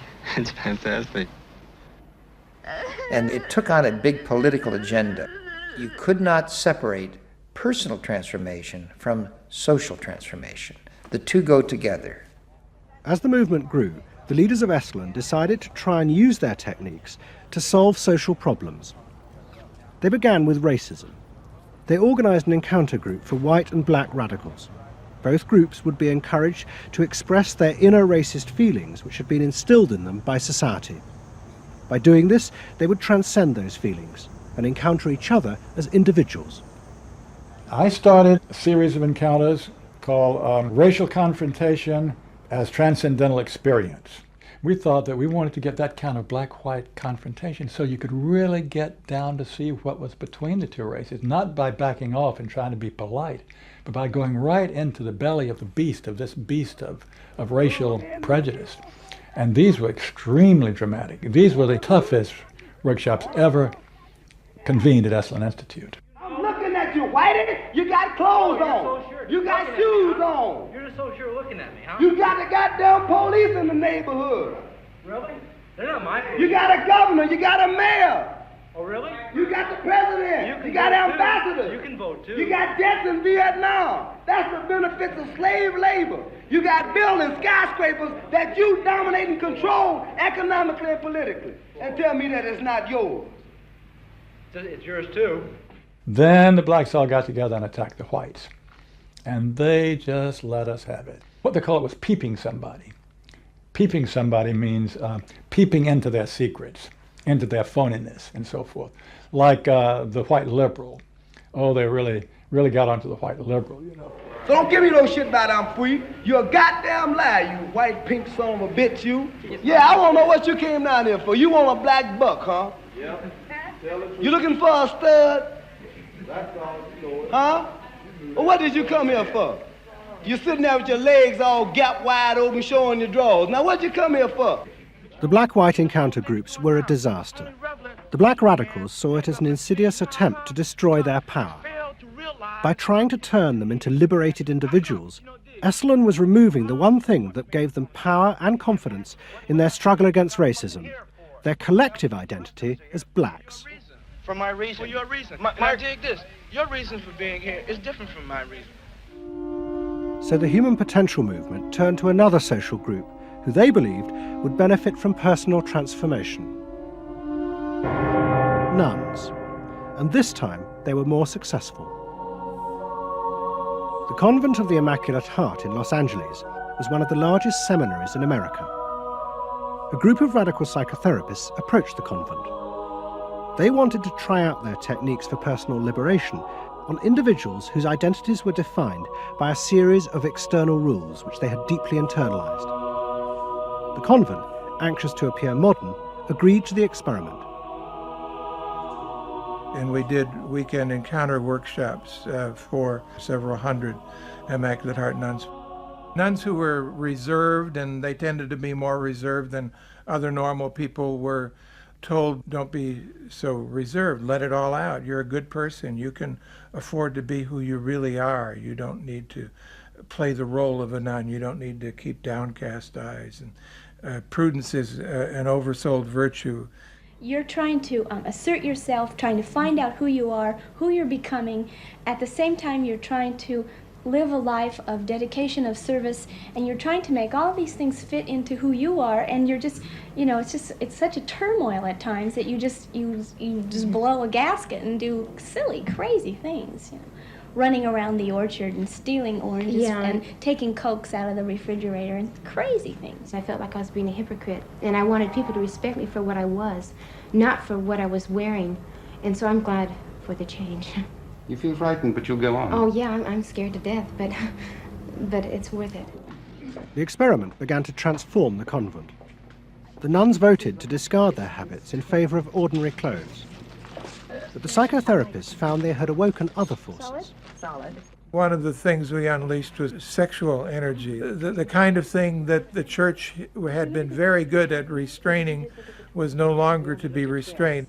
One sister who was a member of the community, she got the idea that she could be freer than she had been before, and she seduced one of her classmates and then seduced the mistress of novices, who was an older woman, very reserved, and her program of freeing this older woman was sexual. She drove her to the store, and when they drove back and drove into the garage, she leaned over and gave her a big kiss on the lips, and thereafter, sister, who had perhaps never been kissed before, was ready for more. The effect of the experiment on the convent was cataclysmic. Within a year, 300 nuns, more than half the convent, petitioned the Vatican to be released from their vows. And 6 months later, the convent closed its doors. All that was left was a small group of nuns, but they had become radical lesbian nuns. The rest gave up the religious life. They gave up being nuns? They did, yeah, they became persons.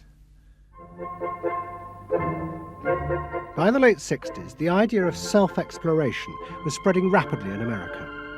Encounter groups became the center of what was seen as a radical alternative culture based on the development of the self, free of a corrupt capitalist culture. We just want the freedom to be ourselves, and that's for love, for experience, positive way of life.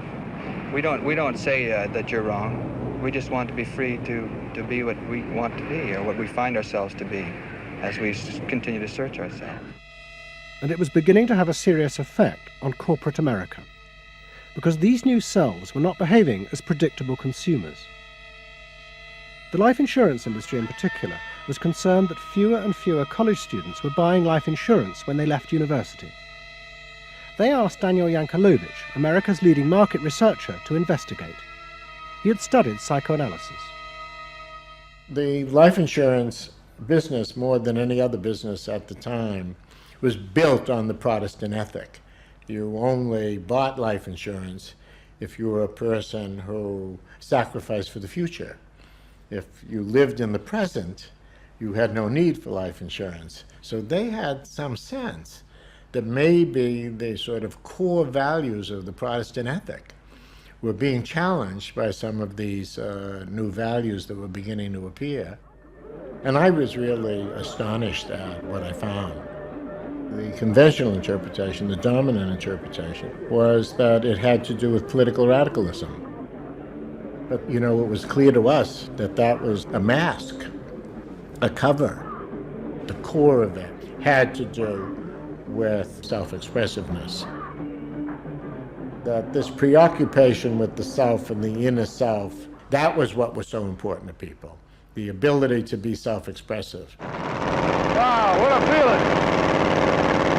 300 miles to go, work out of sight. Yankelovich began to track the growth and behaviour of these new expressive selves. What he told the corporations was that these new beings were consumers, but they no longer wanted anything that would place them within the narrow strata of American society. Instead, what they wanted were products that would express their individuality, their difference in a conformist world, the very things that US corporations did not make. Products have always had an emotional meaning. What was new was individuality. The idea that this product expresses me, and whether it was a small European car, the particular music system, Relaxation. your presentation of self, your clothing. For immediate energy from our muscles and relaxation. These become ways in which people can spend their money in order to say to the world who they are. But the manufacturers, they had no idea of what was going on, really, with consumers and in the market at large. Major advertising companies set up what they called operating groups to try and work out how to appeal to these new individuals. The head of one agency sent a memo to all staff. We must conform, he told them, to the new nonconformists. We must listen to the music of Bobby Dylan and go to the theatre more. But the problem was, few of the self-expressive individuals would take part in focus groups. The advertisers were left to their own devices. There's a new cereal that tastes so right. Makes you dance, it's a way out of sight. It's tasty little squares of malted wheat. It's crispy and it's crunchy and it tastes so neat. Faster though. That's what I'm saying. Use a folk rock with more rock than folk.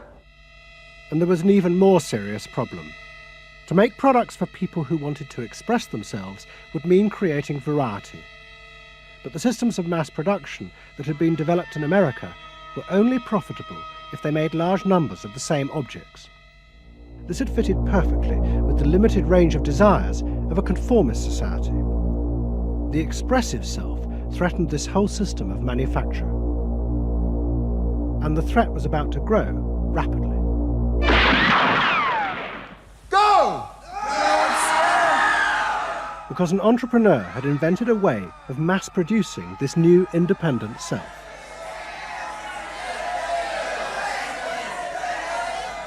He was called Werner Erhard. Some of the stuff that we traditionally think of as being in your mind is actually in the world, because you're moving to that too. Erhard had invented a system called EST, Erhard Seminar Training. Hundreds of people came for weekend sessions to be taught how to be themselves.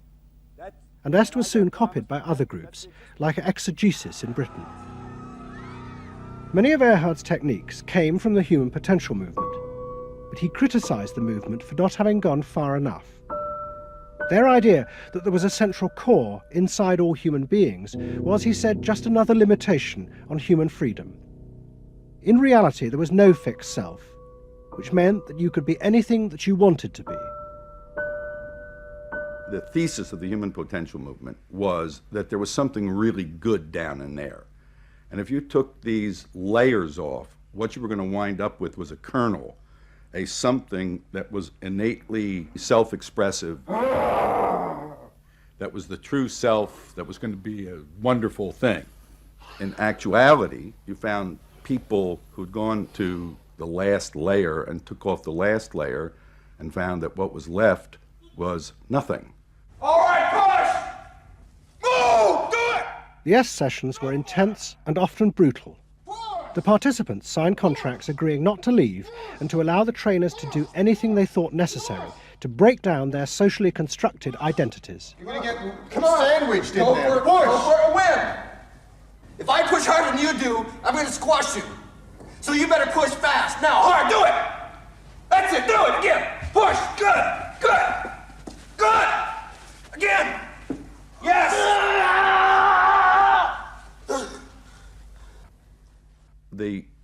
point to the S training was to go down through layer after layer after layer after layer until you got to the last layer and peeled it off, where the recognition was that it's really all meaningless and empty.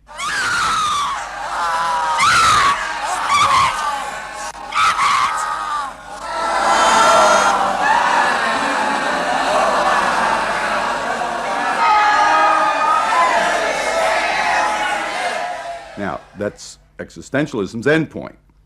S went a step further in that people began to recognize that it was not only meaningless and empty, but it was empty and meaningless that it was empty and meaningless. And in that, there's an enormous freedom. All the constrictions, all of the rules you've placed on yourself are gone. And what you're left with is nothing.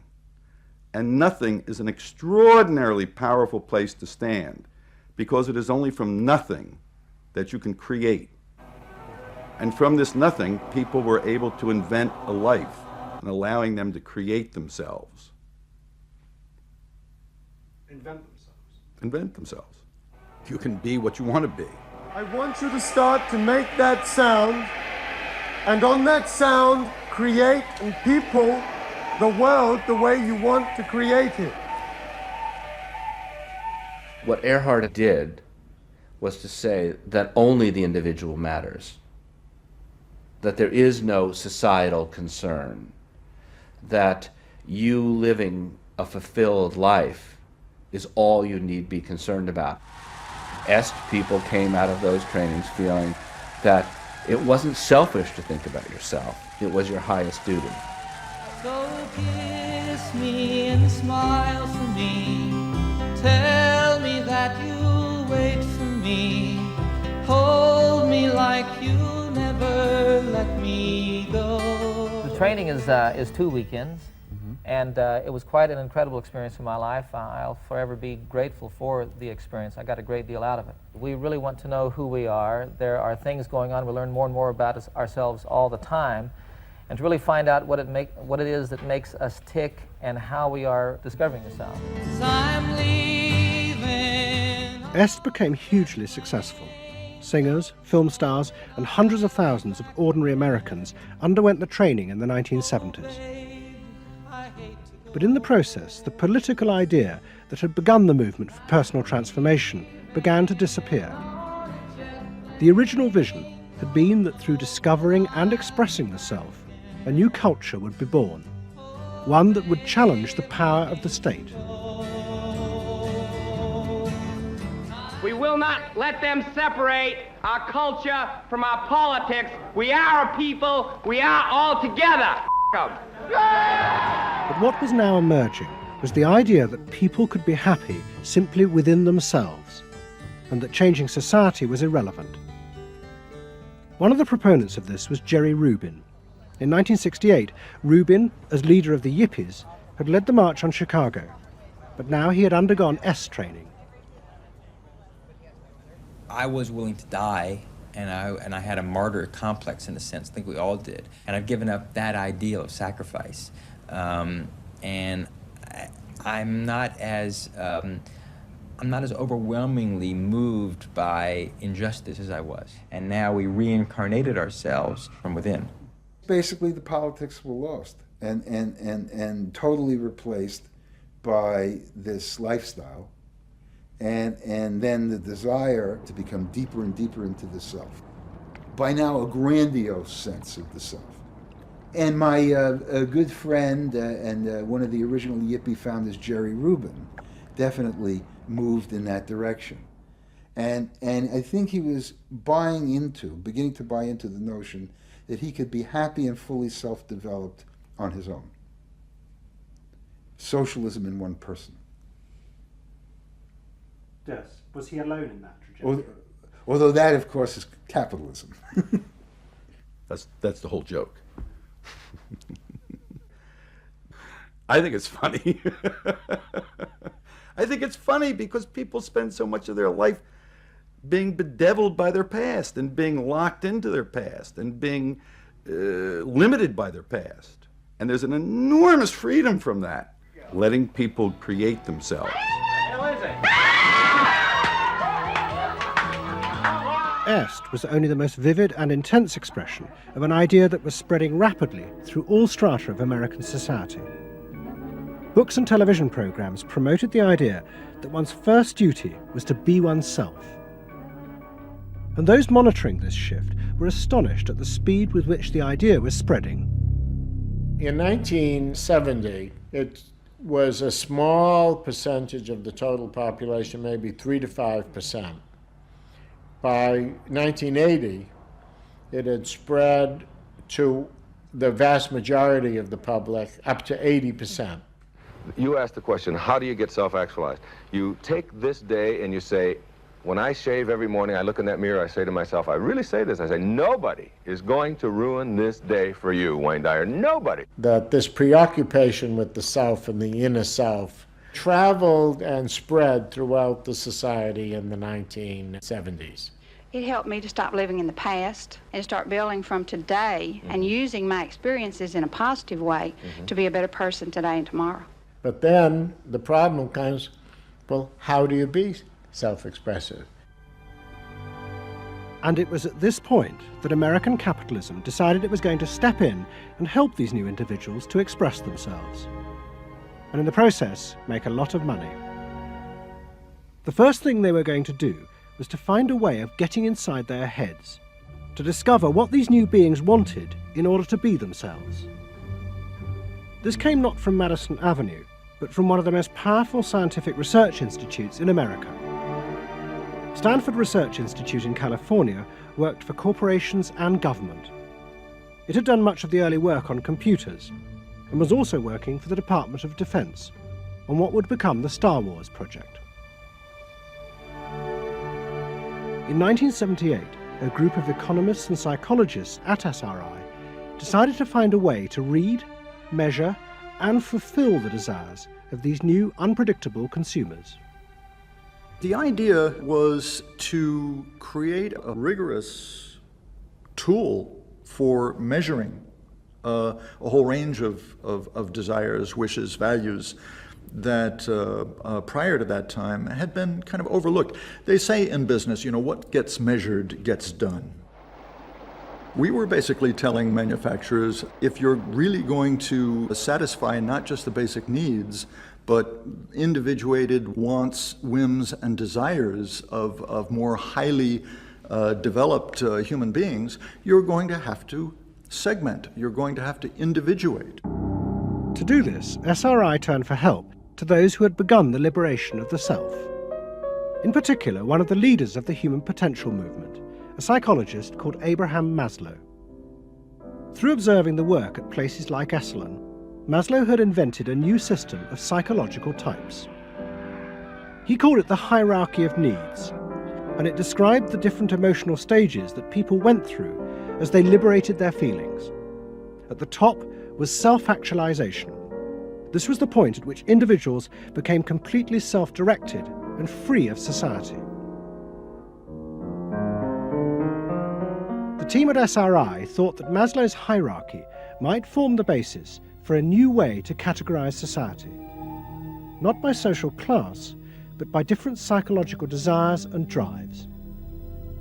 To test this, they designed a huge questionnaire with hundreds of questions about how people saw themselves, their inner values. The questions were designed to see whether people fitted into Maslow's categories. We were trying to find out what people really felt like. So we asked these really penetrating questions, and we hired a company that administers surveys, to do them. They said they've never seen anything like it.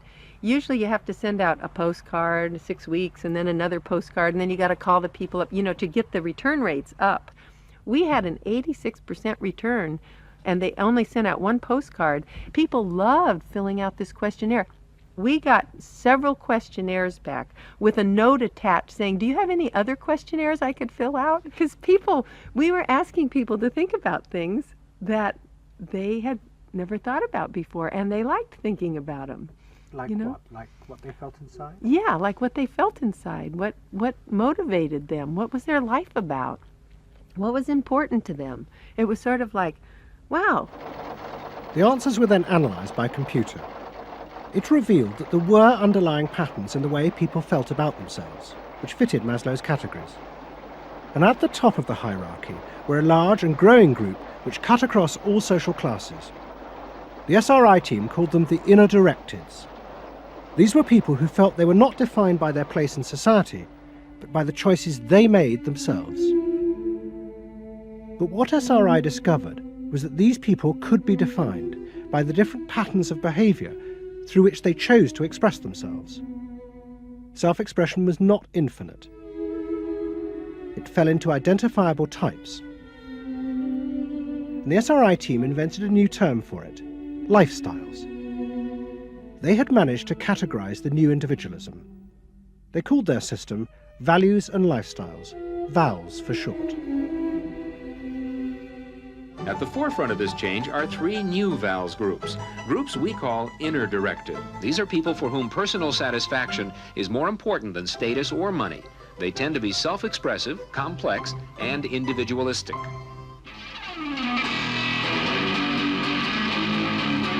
Rob is an I am me. I am me's are searching for new values, breaking away from traditions and inventing their own standards. Rob even invented his own name, Rob Noxious. Jody is an experiential. This is a group seeking inner growth through direct experience. Experientials aren't in one place much. This is the try anything once crowd, and all that activity takes goods and services. Their hobbies are hands-on, and their possessions are simple, but not always simply priced. I'm a bookseller. I sell books. I'm a businessman. That doesn't necessarily mean that I believe in capitalism. It just happens to be what I'm doing now. SRI created a simplified questionnaire with just 30 key questions. Anyone who answered them could be immediately fitted into a dozen or so of these new groups. It allowed businesses to identify which groups were buying their products, and from that, how the goods could be marketed, so they became powerful emblems of those groups' inner values and lifestyles. It was the beginning of lifestyle marketing. So it allowed people not just to look at people as demographics, group of age and income and whatever, but to really understand the underlying motivations. I mean, most of marketing was looking at people's actions and trying to figure out what to do. But what we were doing is we were trying to look more into people's underlying values so that we could predict what is their lifestyle, what kind of house do they live in, what kind of car do they drive. So the corporations were then able to sell things to them by understanding them, by having labels, by knowing what these people look like, where they live, what their lifestyles are. If a new product expressed a particular group's values, it would be bought by them. This is what made the values and lifestyle system so powerful: its ability to predict what new products self-actualizers would choose. And this power was about to be demonstrated dramatically. VALS would show it could predict not just the products they would buy, but the politicians they were going to choose to elect. Ladies and gentlemen, the next president of the United States of America, Ronald Reagan! In 1980, Ronald Reagan ran for president. He and his advisors were convinced they could win on a program of a new individualism. It would be an attack on 50 years of government interference in people's lives. I wrote a speech about let the people make the basic decisions, get judges out of the way, get bureaucrats out of the way, get centralized government out of the way. I gave Reagan a choice of several titles for the speech, and the one he picked was let the people rule. Let the people regain rule, regain control over their own destiny away from a remote elite in Washington. I would like to think that the kind of leadership that I would exercise in Washington is not the kind of leadership that I would pretend that I can solve all the problems I've been discussing here, but that together, you and I can. I would like to take the lead in taking government off the backs of the American people and turning you loose to do what I know you can do. It was radical. Moderate Republicans thought it was suicide. Jimmy Carter called it ridiculous. The press was extremely negative. But the odd thing is that it polled very well in New Hampshire, which was the first primary state, the state that we had to win.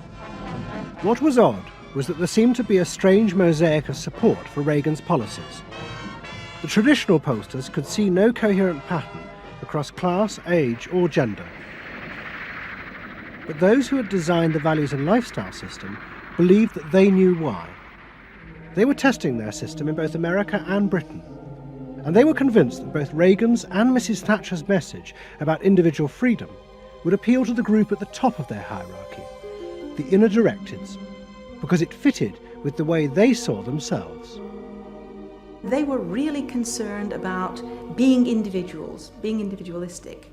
And so in the early stages, when we were looking at the messages that both Thatcher and then Reagan were putting across, we said they are using words that will really appeal to a lot of the younger people, and particularly to the people who are moving towards self-actualization. We call them the inner-directed people.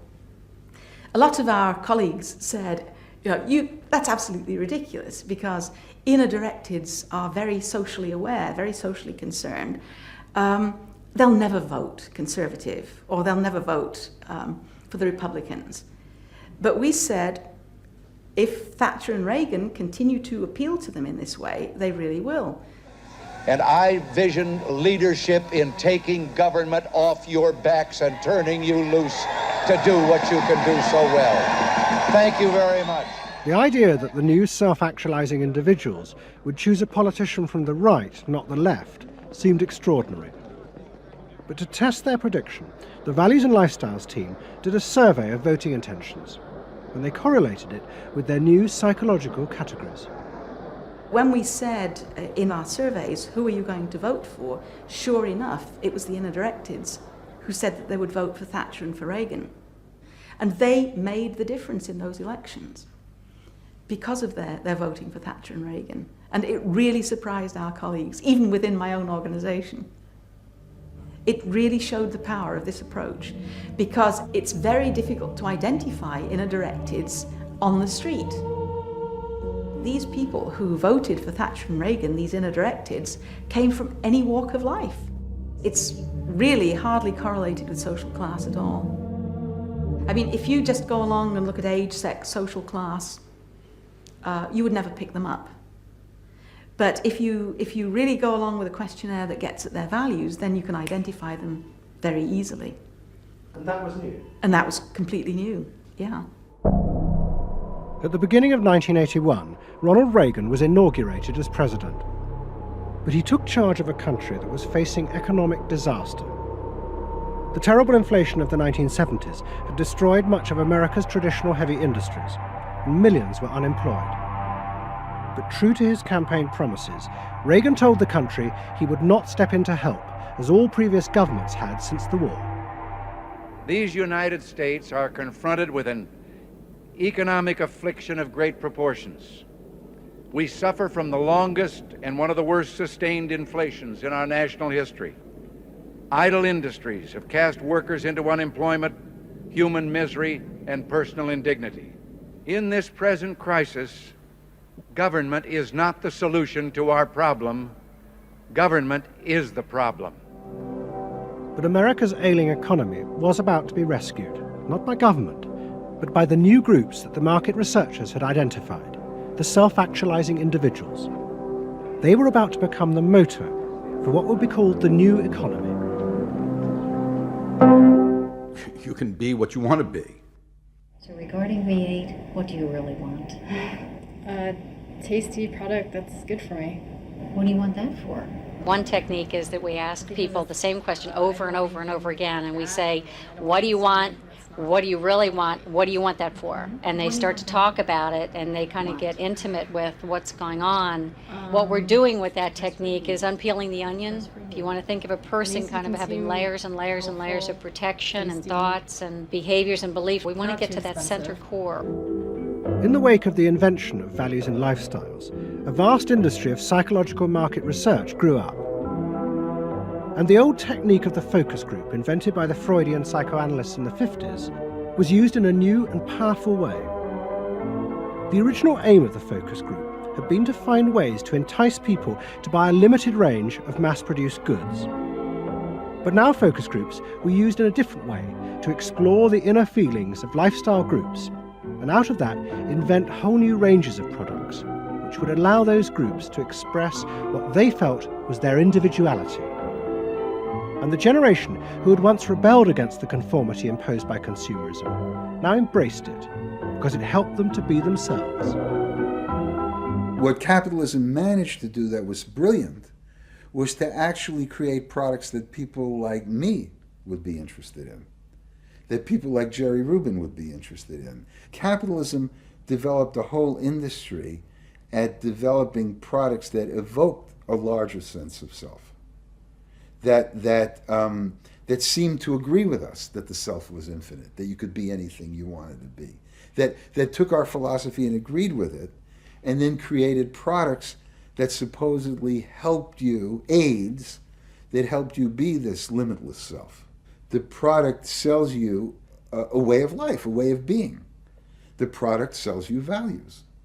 You dress this way, you live in a house like this, you have furniture like this, you use this computer. Do you have the regular jeans or? Oh, Gloria Vanderbilt does a lot in denim, in silks, and in cotton. You eat in these restaurants, there are values there, hipness, coolness. This is not, I repeat, not a marketing scheme. So the notion that you could buy an identity replaced the original movement notion that you were perfectly free to create an identity. And you were perfectly free to change the world and make the world anything you wanted it to be. Well, what I wear is a statement. And this vast range of new desires fitted perfectly with changes in industrial production. Computers now allowed manufacturers to economically produce short runs of consumer goods. The old restrictions of mass production disappeared, as did the worry that had bedeviled corporate America ever since mass production had been invented, that they would produce too many goods. With the new self, consumer desire seemed to have no limit. In the United States, the concern of companies was always that supply would outstrip demand, that we were producing too much, and that there was not a market for it. You don't hear that kind of talk anymore, because you've gone from a conception of a market of limited needs, and if you fill them, they're filled, to a market of unlimited, ever-changing needs dominated by self-expressiveness, that products and services can satisfy in an endless variety of ways, and ways that change all the time. And consequently, economies have unlimited horizons.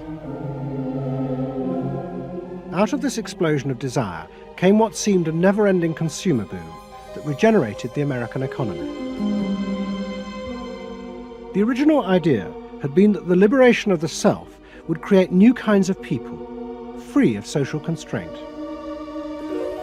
That radical change had happened, but while the new beings felt liberated, they had become increasingly dependent for their identity on business. The corporations had realized that it was in their interests to encourage people to feel that they were unique individuals and then offer them ways to express that individuality. A world in which people felt they were rebelling against conformity was not a threat to business, but its greatest opportunity.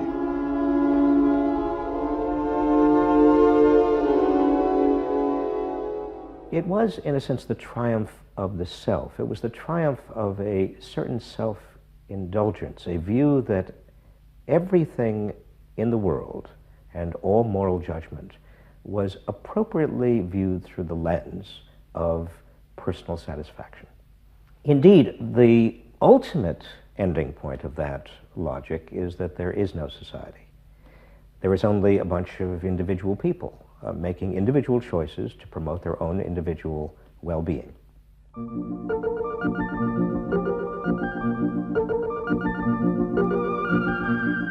Next week's episode tells the story of how politicians on the left, in both Britain and America, turned to the techniques developed by business in order to regain power. But what they didn't realize is that what had worked for business would undermine the very basis of their political beliefs. They would find themselves trapped by the greedy desires of the new self.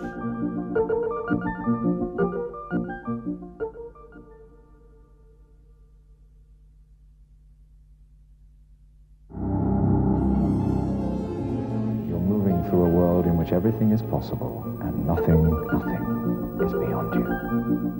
This is the story of the rise of an idea that has come to dominate our society. It is the belief that the satisfaction of individual feelings and desires is our highest priority. Today we're going to tell you how to get whatever you want. I wanted to live a different life that wasn't available to me in the image I was born. I am here, look at me, notice me. Previous episodes have shown how this rise of the self was fostered and promoted by business. They had used the ideas of Sigmund Freud to develop techniques to read the inner desires of individuals and then fulfill them with products. This final episode is about how that idea took over politics. It tells the story of how politicians on the left, in both America and Britain, turned to these techniques to regain power. They believed that they were creating a new and better form of democracy, one that truly responded to the inner feelings of individuals. But what the politicians didn't realize was that the aim of those who had originally created these techniques had not been to liberate the people, but to develop a new way of controlling them in an age of mass democracy.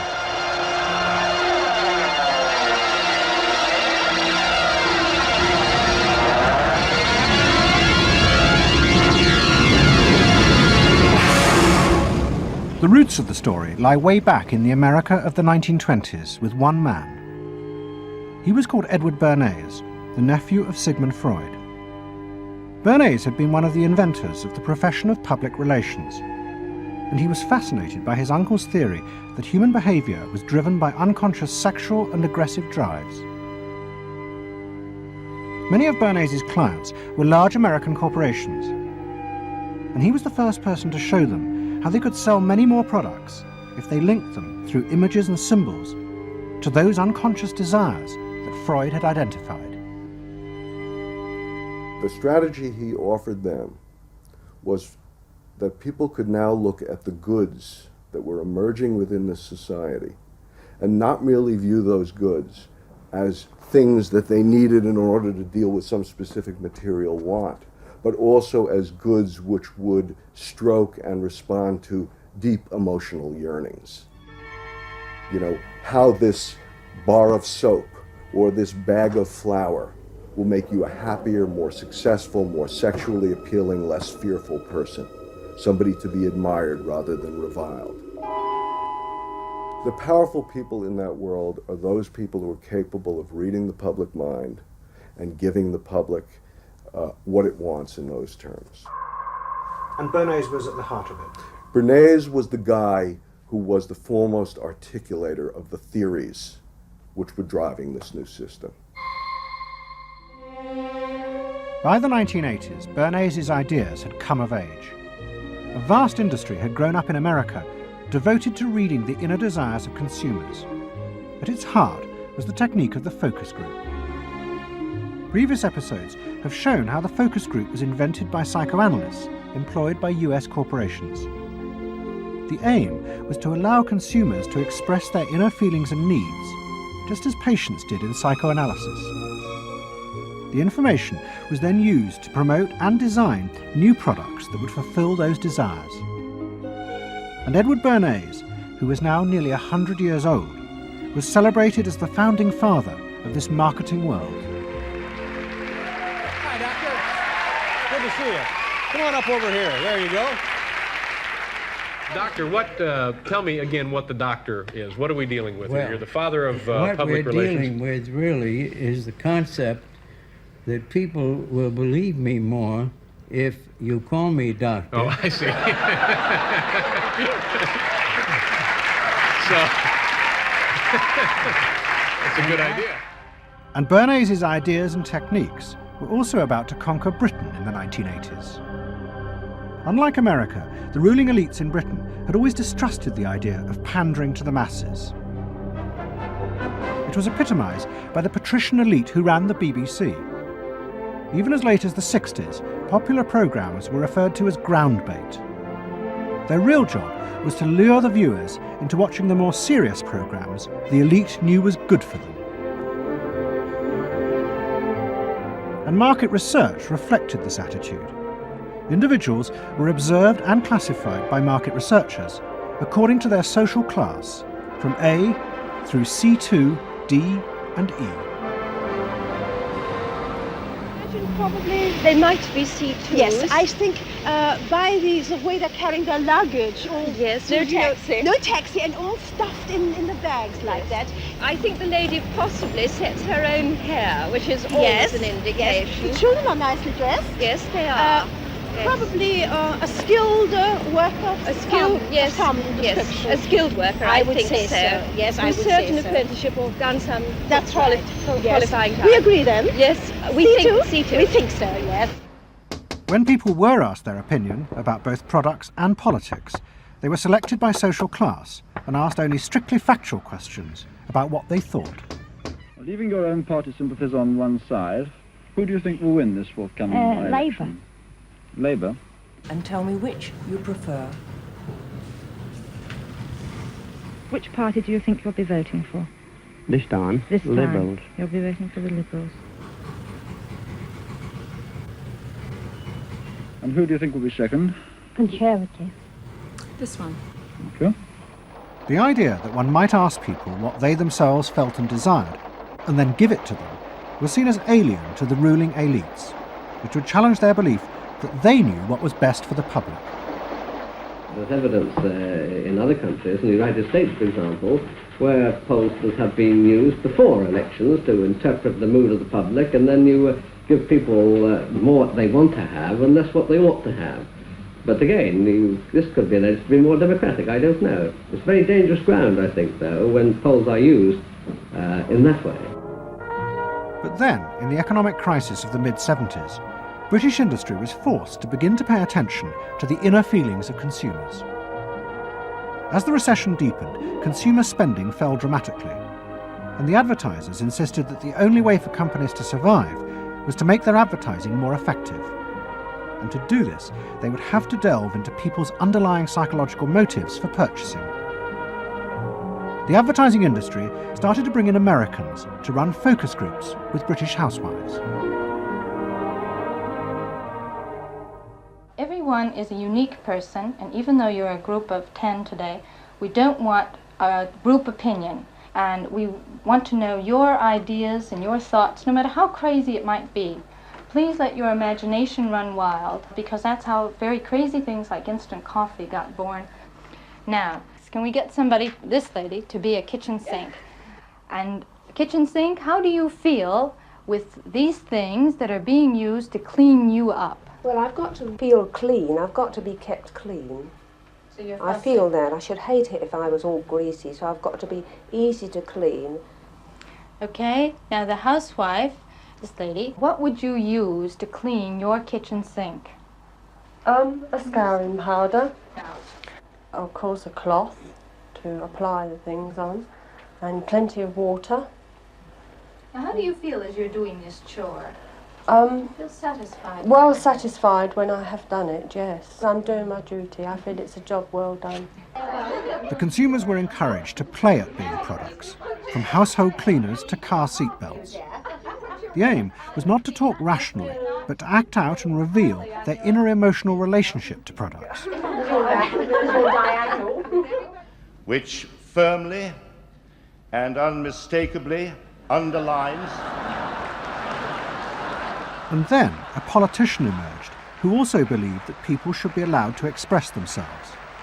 Instead of being controlled by the state, the individual should become the central focus of society. Some socialists seem to believe that people should be numbers in a state computer. We believe they should be individuals. We're all unequal, No one, thank heavens, is quite like anyone else, however much the socialists may pretend otherwise. And we believe that everyone has the right to be unequal, but to us, every human being is equally important.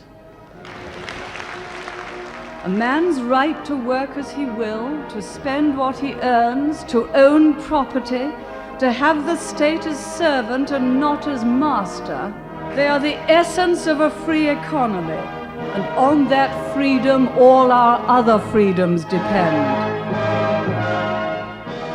Mrs. Thatcher's vision was of a society in which the wants and desires of millions of individuals would be satisfied through the free market. This, she believed, would be the engine to regenerate Britain. And with her ascent to power, the advertising and marketing industries flourished. Their task was to find out what the British people really wanted and then sell it to them. In this new climate, the focus group flourished. And those who ran them borrowed from the techniques of psychotherapy to delve ever deeper into people's feelings about products. We're trying to understand how people feel about brands, how they relate to brands. That is to say, what the brand's personality is as far as consumers are concerned. And there are a number of techniques which are very, very helpful for getting to that understanding. The consumer is given crayons to doodle, to express their feelings, to go inside their own head, pull out their feelings and somehow get them onto paper. And these are ordinary drinkers expressing their feelings about drinking Guinness. Here you see a rich, very female aspect of Guinness. So if you were describing a woman who somehow to you had that character, what sort of person is it? Paula Yates, who used to lay in bed, surrounded with magazines and chocolates like a 50s starlet. Out of this research, the marketeers began to detect a new individualism. In particular, among those who had voted Conservative for the first time in 1979. They no longer wanted to be seen as part of social classes, but to express themselves. And crucial to this were the products they chose to buy. We identified that there was this trend towards what might be called individualism, where people wanted to still be part of a crowd, but to express themselves as individuals within it, to have their own personalities, to be, I suppose, their own men. I didn't want to be the same as everybody else. I wanted it to be a little bit different, a little bit individual. It's quite individual upstairs. It's not remarkable, but I think it's quite individual. It is expensive. It's Italian. It's Italian, it's expensive, and it's good quality. A little bit different. Yeah, we want to set our own standards, so nobody else has got what we've got. We just didn't want it be the same as everybody else. We just want to be different. Business responded eagerly to this new individualism, and it soon became one of the main forces driving the growing consumer boom in Britain. Using the data from the focus groups, the manufacturers created new ranges of products that allowed people to express their individuality. Business also recategorized people. They were no longer divided by social class, but by their inner psychological needs.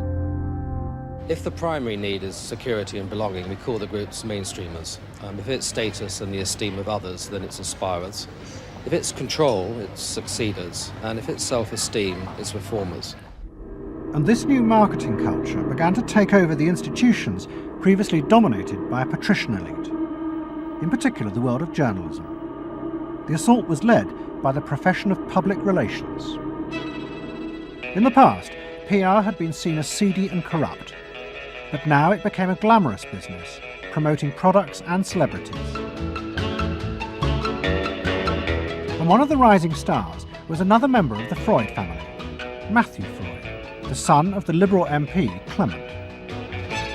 What Freud and other PRs realised was that they could use their celebrities as levers to infiltrate advertising into the editorial content of newspapers. The newspapers were offered exclusive interviews with celebrities, but only if they also agreed to mention products made by Freud's corporate clients, in terms dictated by the company. What happened with Freud's was that you effectively got some kind of product placement, or even product, the manufacturers of the product got some degree of control over how their products would appear in print. So if, for example, you did want to write about Caprice's passion for stuffed crust pizza.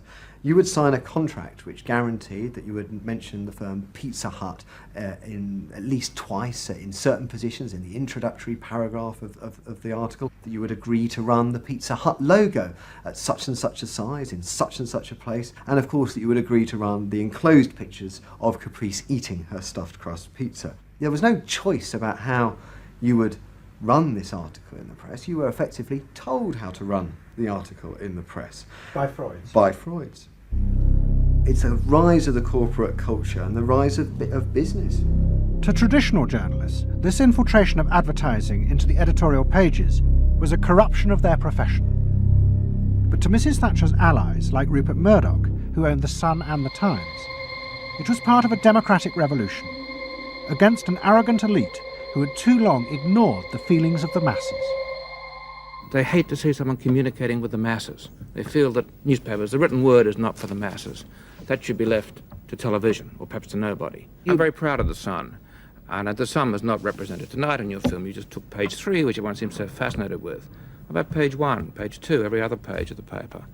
It was a typical piece of slanting and elitism by the BBC, who, after all, in order to get viewers for this program, put on a very sexy episode of Star Trek, which I was watching out in the room there. Oh, I don't think they put it on to get us viewers. I think we just are lucky to follow. They try to carry viewers into these show programs. You know how it's done. By the late 80s, Mrs. Thatcher and her allies in advertising and the media had brought the desires of the individual to the centre of society. As last week's episode showed, it was the same transformation that President Reagan had brought about in America. Both politicians had encouraged business to take over from government the role of fulfilling the needs of the people. In the process, consumers were encouraged to see the satisfaction of their desires as the overriding priority. To Thatcher and Reagan, this was a new and better form of democracy. But to their opponents in the parties of the left, they had summoned up the most selfish and greedy aspects of human nature. Ronald Reagan and Margaret Thatcher both embraced an economic philosophy that says the unit of judgment was not only the individual, but it was the individual's personal satisfaction, the individual's own unique happiness and well-being. It was, in a sense, the triumph of regarding individuals as purely emotional beings who have needs and wants and desires that need to be satisfied and can be satisfied unconsciously. It goes way back to the early part of the 20th century, to Freud, to notions of the unconscious, the assumptions that we are, in terms of our rational minds, we're little corks bobbing around on this great sea of hopes and fears and desires of which we are only dimly aware. And that the role of a marketer, the role of somebody selling something, including a politician, is to appeal to this great swamp of desire, of unconscious desire. The left believed the opposite, that the way to create a better society was not to treat people as emotional, isolated individuals, but to persuade them to realise that they had common interests with others, to help them rise above their individual feelings and fears. Let me assert my firm belief that the only thing we have to fear is fear itself, nameless, unreasoning, unjustified terror, which paralyzes needed efforts to convert retreat into advance. This idea had flourished in America in the Depression of the 1930s. President Roosevelt, faced with the chaos caused by the Wall Street crash, encouraged Americans to join together in trades unions, to set up consumer groups, and to pay for a welfare system for those trapped in poverty. His aim was to create a collective awareness which would become a powerful weapon against the unfettered power of capitalism, which had caused the crisis. That idea had driven the Democratic Party for 50 years. But now, Roosevelt's inheritors railed vainly against the effects of the self-interest encouraged by President Reagan. There is despair, Mr. President, in the faces that you don't see. Maybe, Mr. President, if you stopped in at a shelter in Chicago and spoke to the homeless there. Maybe, Mr. President, if you asked a woman who had been denied the help she needed to feed her children because you said you needed the money for a tax break for a millionaire or for a missile we couldn't afford to use. The worst thing Ronald Reagan did was to make the denial of compassion respectable. He said, you've worked hard, you've made your money. You shouldn't have to feel guilty about refusing to throw it away on people who choose to be homeless and who choose not to work. That's what he said. He said it with an elegance and a kind of benign aspect that disguised its harshness. You think we can do anything about it? Well, why not? If we can work together now to look after the lives of the people here, I don't see why we couldn't work together afterwards to clear up the mess and help build a better world in which these things can't possibly happen. The qualities we've learned from comradeship and common suffering are not going to be wasted after this war. It's out of experience like ours that the new world will be built. That same idea of marshalling the collective force of the masses to challenge the entrenched power of wealth and business had also led the Labour Party to power in Britain after the war. But in the 80s, Labour, like the Democrats in America, lost election after election as millions who had once voted for them switched their allegiance to the Conservatives. There it is, going blue just about everywhere, sweeping the country. The rural parts of Britain now have gone blue. For they are the party of yesterday, and tomorrow is ours. In the face of this, a growing number within the Labour Party became convinced that if they were ever to regain power, Labour would have to come to terms with the new individualism. One of them was an advertising executive called Philip Gould, who had been a lifelong Labour supporter. Gould believed that Labour's leadership had become corrupted by the same patrician arrogance that dominated all Britain's institutions. They denigrated and disapproved of the new aspirations of working-class voters. Labour stopped listening to these people. And I remember the best example of this was after the election of 1983, which was the election above all, where the people's voices just were not heard. And I had dinner with a leading Labour Party figure who'd been involved in the defeat, heavily involved in the defeat, and his wife said, God, these working class people, they just, we give them education, we give them chances in life. What do? They read the Sun and they just don't vote for us. And there was such a gap between these people just trying to make lives for themselves, better lives for themselves, and the kind of elitism of the Labour Party that was just such a chasm that had to be filled. Gould became part of a small group of modernisers centred around Peter Mandelson. Their aim was to reconnect Labour with the lost voters. To do this, Gould turned to the technique he knew well from his work in advertising, the focus group. Gould commissioned focus groups in suburban areas across the country with small groups of voters who had switched to Mrs. Thatcher. People were encouraged not to talk rationally about policies, but to express their underlying feelings. And what Gould discovered was a fundamental shift in people's relationship to politics.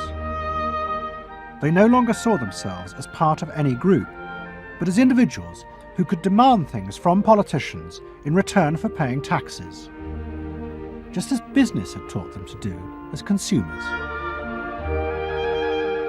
And I found that the people had become consumers. People now wanted to have, politics and life on their own terms. I mean, not just in politics, but in all aspects of life too. People see themselves as they are, as autonomous, powerful individuals who are entitled to be respected, who are entitled to have the best, not just in, going to Tesco's or wherever, but the best in terms of health and in education too. All this was about getting the Labour Party to understand that people really, really, really had changed, and the Labour Party had not, and unless the Labour Party changed, it would not win. Philip Gould now set out to try and persuade the Labour Party that they would have to make concessions to what he called the new aspirational classes. But he was going to face implacable opposition. In the run-up to the 1992 election, Gould argued that the only way to win was for Labour to promise not to put up taxes. But the Shadow Chancellor, John Smith, angrily refused. Labour would stick to its fundamental policies. They would fight the election with the promise of tax increases to create a fairer society. And as the campaign began, it seemed as if Philip Gould was wrong. The traditional polls consistently showed Labour ahead, despite the Conservative campaign message that a Labour government would put up taxes. Even the Conservatives' oldest allies in the press became convinced that by harping on about tax, the Conservatives were cutting their own throats. So the worry about the Tories must be that they're not at the moment conveying a sense of grip and being in control. And unless they can do better than that, I think they're going to lose. The other thing is that they still say that they are going to go on and on with this one single message of tax. And I think, part of the difficulty this morning was that you had a whole lot of people who've been going to the same press conference for 7 days, had virtually the same message thrust at them, and are kind of getting bored and restless and hitting back on it. I think the media sense a big story coming in the Tories being defeated. And the Labour Party too was convinced it would win and finally return to power. It's now time to meet the men and women who will form the next government. Labour Chancellor of the Exchequer, John Smith. And now, it is time for the next Prime Minister, Neil Kinnock. Those running Labour's campaign believed that by modern presentation, they would attract back the voters, yet keep the old policies. But Philip Gould was convinced that Labour were going to lose. Through his focus groups, he knew that the very people who were telling the traditional pollsters they would vote Labour were in reality preparing to vote Conservative out of self-interest. But they were too embarrassed to admit it. And John Major also knew this, because his focus groups were telling him the same thing. What do you make of the poll which puts Labour 5 points ahead? Sir, one to the Daily Mail, sir. Feel out in the streets that matters. It's feeling good on the streets, is it? It is feeling good on the streets, yes. It has been feeling surprisingly good on the streets for some time. Quite surprisingly, quite out of line with opinion polls. Don't ask me to explain it, but it feels all right. Sir? Anyway, go on. No, lads, you must sit down. We're waiting to go. John Major's victory in 1992 was a disaster for the Labour Party. The small group of reformers centred around Peter Mandelson and Philip Gould were convinced that the only way for the party to survive was to change its basic policies. But their ideas were rejected by John Smith, who had now become leader. Philip Gould left Britain to go to work for the campaign to elect Bill Clinton president in America. The 1992 election, during it and afterwards, people felt under great strain and really did feel demoralised and dejected. And then to go from this to the Clinton campaign, it was an extraordinary experience, because here suddenly I found articulated many of the ideas that I'd had but not fully myself been able to encapsulate or to articulate. If you want a president who will restore the middle class, reclaim the future for the middle class, and restore the American dream, vote for Bill Clinton in New Hampshire and send a signal to the country that we are coming together. What Gould discovered was that, like the Labour Party, the Democrats had also been doing focus groups with swing voters. The difference was that Bill Clinton had decided to tailor his policies to fit with these voters' desires. Above all, with their ferocious belief that they should only pay tax for things that benefited them, not for the welfare of others. I have no idea what percentage of my tax dollars go to welfare, but even if it's a minuscule percentage, even if it's 0.25%, it's still too much for the people that are receiving these benefits that are basically non-productive. The Clinton team decided that to win, they had to promise tax cuts for these suburban voters. And they also used the focus groups throughout the campaign to check every appearance, speech and policy with them for their approval. what Clinton called the forgotten middle class became central figures in a new type of reactive politics. Candidates for the presidency of the United States had been prepackaged and designed for many, many years. What was new was an attempt to use very sophisticated or pseudo-sophisticated techniques to plumb the public psychology, to find out precisely what the desires of the individuals were, and then to come up with a candidate and a platform and images and words that exactly responded to those deep desires. This was packaging at a new level. This was polling at an extreme. I'm not going to raise taxes on the middle class. And the middle class needs a break. Government is in the way. It's taking more of your money and giving you less in return. In the name of the hard-working Americans who make up our forgotten middle class, I proudly accept your nomination for President of the United States. Stay focused. Talk about things that matter to people. You know? It's the economy, stupid. Okay? But Clinton's campaign team, led by James Carville and George Stephanopoulos, did not believe that they were capitulating to the selfish desires of the middle classes. Tax cuts were the price they had to pay to regain power. But once in power, they would still fulfill traditional democratic policies and help the poor who had been neglected under Reagan, above all with the reform of healthcare. They would pay for the tax cuts by cutting defence spending and increasing taxes on the very rich.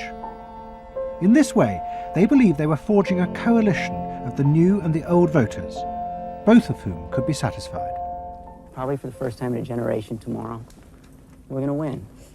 And that means that more people are going to have better jobs.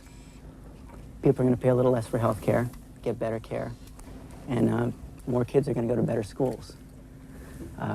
So thanks.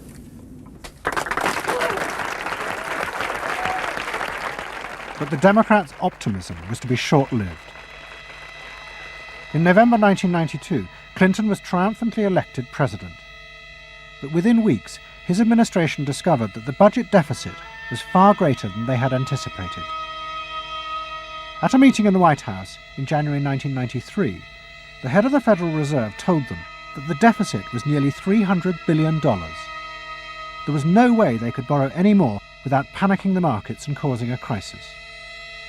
The only way to pay for the proposed tax cuts would be to cut government spending, not just on defence, but on welfare. Clinton was faced with a choice between the old politics and the new, and he chose the old. The tax cuts were dropped, and he tried to inspire the country with the old democratic ideal of government spending to help the poor and disadvantaged.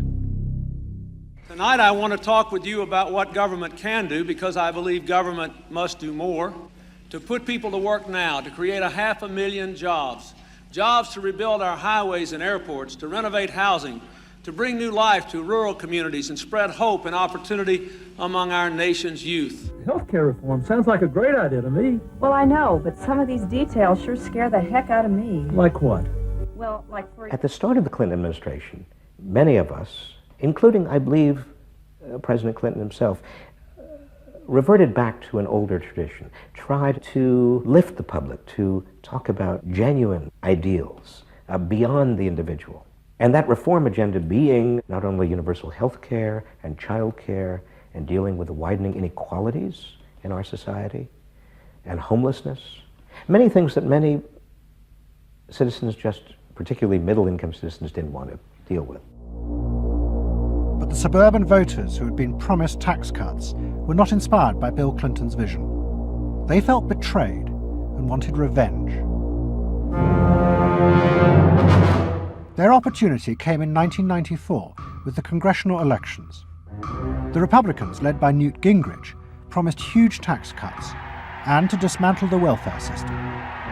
The voters who had defected to Clinton switched sides yet again, and the Republicans won both houses of Congress in a landslide. Well, I think it's a tremendous vote in favor of smaller government, lower taxes, and in a sense, a renewal of the Thatcher-Reagan tradition. And I think in that sense, it's pretty decisive. It means that the welfare state is going to be less hospitable for people who are not willing to take responsibility for their own situation. No question about it. I think today is the beginning of the end of the welfare state. For Clinton, it was a disaster. Faced with a hostile Congress, there was no way for him to get his reforms through. His personal popularity plummeted, and it seemed certain he would not be re-elected in 2 years' time. In desperation, and without telling his cabinet, Clinton turned for help to one of America's most ruthless political strategists, Dick Morris. What did he want you to do? Save his butt. Clinton was in serious trouble. He had lost the '94 election. He had lost control of Congress, and he hired me to come back and help save him. So he was basically asking me to perform roughly the same role as a life preserver would if you're drowning. What Morris told Clinton was that to win re-election, he would have to transform the very nature of politics. The crucial swing voters in the suburbs now thought and behaved like consumers. The only way to win them back was to forget all ideology and instead turn politics into a form of consumer business. Clinton must try to identify their personal desires and whims and then promise to fulfill them. If he followed those consumer rules, they would follow him. I said that I felt the most important thing for him to do was to bring to the political system the same consumer rules philosophy that the business community has. Because I think politics needs to be as responsive to the whims and the desires of the marketplace as business is. And it needs to be as sensitive to the bottom line, profits or votes, as a business is. I think that all of this involves really a changed view of the voters, so that instead of treating them as targets, you treat them as owners. Instead of treating them as something that you can manipulate, you treat them as something you need to learn from. And instead of feeling that you can stay in one place and you can manipulate the voters, you need to learn what they want and move yourself to accommodate it. To get inside the minds of the swing voters, Morris brought lifestyle marketing into politics for the first time. He went to one of America's most prominent market research firms called Penn & Schern and commissioned what they called a neuro-personality poll. It was a massive survey of hundreds of thousands of voters, but the only political questions it asked were to find out whether someone was a swing voter or not. All the other questions were intimate psychological ones, designed to see whether swing voters fell into identifiable psychological types. Well, we were asking people like, do you think you're the life of the party? Do you think when you see things that you like to have a list and organize them? Do you typically try to plan things ahead, or do you like to be more spontaneous? Where do you like to go? What sports do you like to play? What would you do with your spouse on a romantic weekend? So we were asking people some very personal questions about their own lives to try to see were the kinds of people that were likely to change their vote also possessing of certain kinds of personality traits. And in fact, they were. The neuro-personality poll allowed the Clinton team to segment swing voters into different lifestyle types. They were given names like pools and patios, or caps and gowns, who were urban intellectuals living in university towns. From this, the team could identify ways in which they could make individuals feel more secure in their chosen lifestyles, just as business had learned to do with products. Dick Morris called it small bore politics, tiny details of people's lives and personal anxieties which politics had never even thought about or noticed before, but which now had become the key to winning power. It was an America that focused on day-to-day practical concerns. Should I wear seatbelts? Should I stop smoking? Should I wear a school uniform? Is my neighborhood being protected? It was not so much a new individualism as the social order as we had known it had broken down. So we got into people's heads, understood their psychology about lifestyle, about values, what they thought was important. what issues they wanted politicians, and particularly the president, to address. And these issues proved to be very, very different from what the conventional wisdom had suggested. As the election campaign began, Clinton revealed Morris's new approach to a shocked White House. All traditional policies were to be dropped. Instead, he would concentrate exclusively on policies that targeted the worries of the swing voters. V-chips would be fitted into televisions to prevent children from watching pornography. And mobile phones would be fitted into school buses to make parents feel more secure. Dick Morris also persuaded the president to spend his leisure time in the same way as particular groups of swing voters. He sent Clinton on a hunting holiday, dressed in exactly the Gore-Tex outfits a group called Big Sky Families liked. The aim was to reflect swing voters' lifestyles back to them. The Liberals in Clinton's cabinet hated this approach. And I would say, well, Dick, why have a campaign? This was the 1996 campaign. If all the president is going to do is offer up these little bite-sized miniature initiatives that appeal to people's desires, like consumers, buying soap, V-chips that you could put in your televisions so you could make sure that your children did not have pornography, and school uniforms. Why talk about them? They're so mundane and they're so tiny. And he would say back, if we don't do this, we may not get reelected. And I would say, what's the point of getting reelected if you have no mandate to do anything when you're reelected? And he'd say, what's the point of having a mandate if you can't get reelected? Isn't the ultimate goal getting reelected? But Morris's new politics were an extraordinary success. Clinton's ratings among the swing voters began to soar. And Dick Morris, along with the marketeer Mark Penn, took effective charge of making White House policy. Mark Penn set up a huge call centre in an office block in Denver. And every night, hundreds of telephone operators called swing voters in suburbs across the country to check with them every detail of policies that Clinton was proposing. The policy was made by a group of people manning telephones in Denver, Colorado, placing calls to voters in places like Westchester and Pasadena, and asking them what they wanted from their government, and asking them very specifically about specific policies that Bill Clinton was considering. Would you be more likely to support him if he offered this particular government service, or if he offered that one? Those people told them what they thought. Mark Penn transmitted that to Bill Clinton, and it came out of his mouth. So essentially it was suburban voters in the 90s were creating American domestic policy, and some of it's foreign policy as well. Really? Yeah, Mark Penn was polling on questions like whether we should bomb in Bosnia, things like that. Morris also insisted that Clinton make a symbolic sacrifice of the old politics to convince the swing voters to trust him. In August 1996, Clinton signed a bill which ended the system of guaranteed help for the poor and unemployed.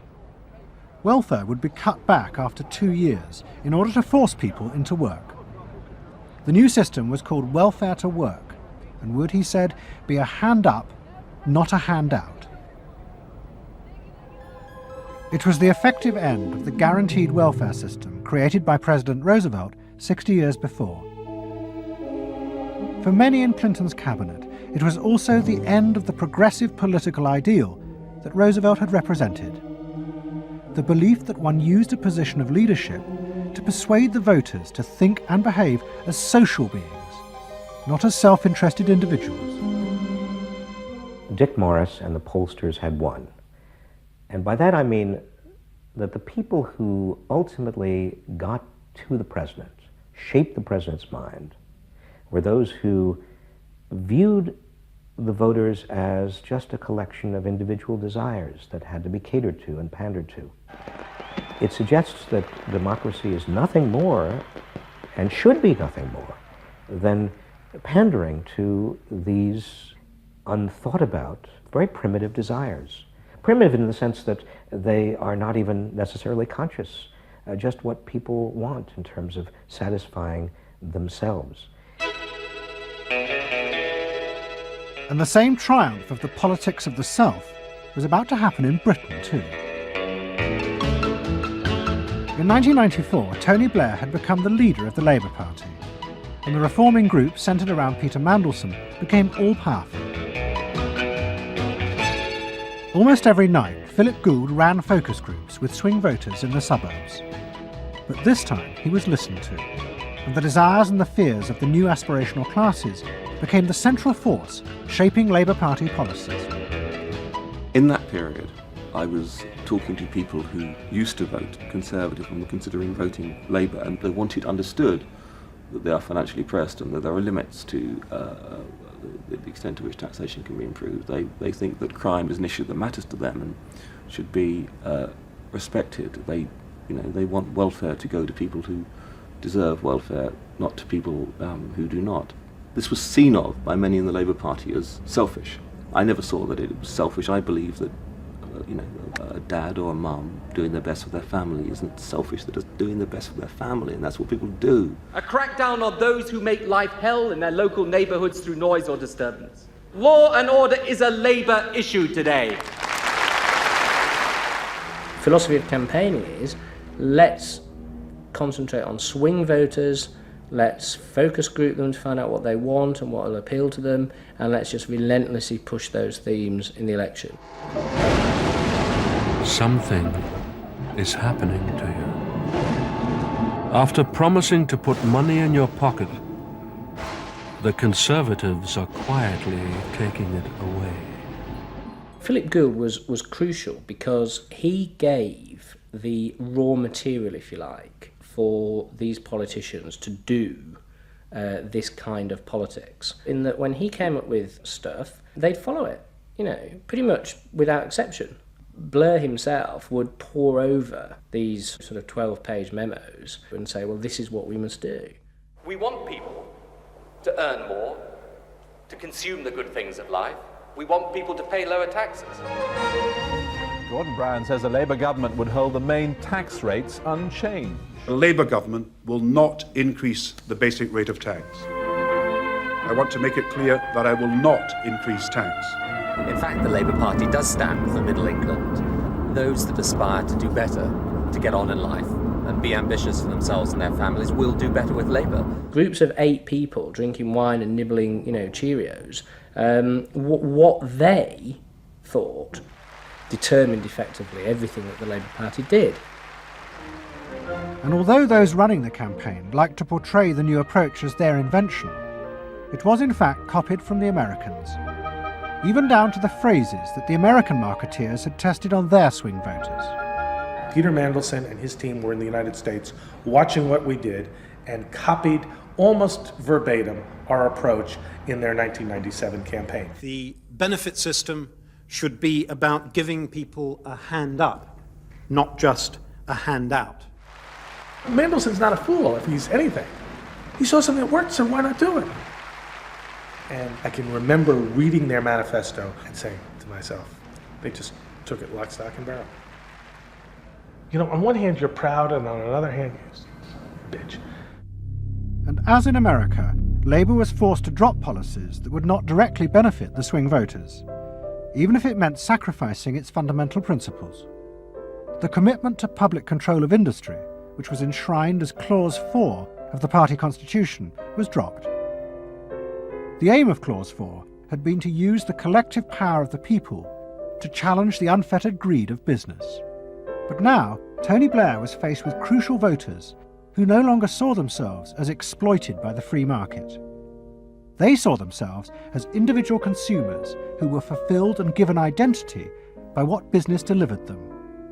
The new Clause 4 promised not to control the free market, but to let it flourish. Business is more powerful than government. It is quicker, it is more creative.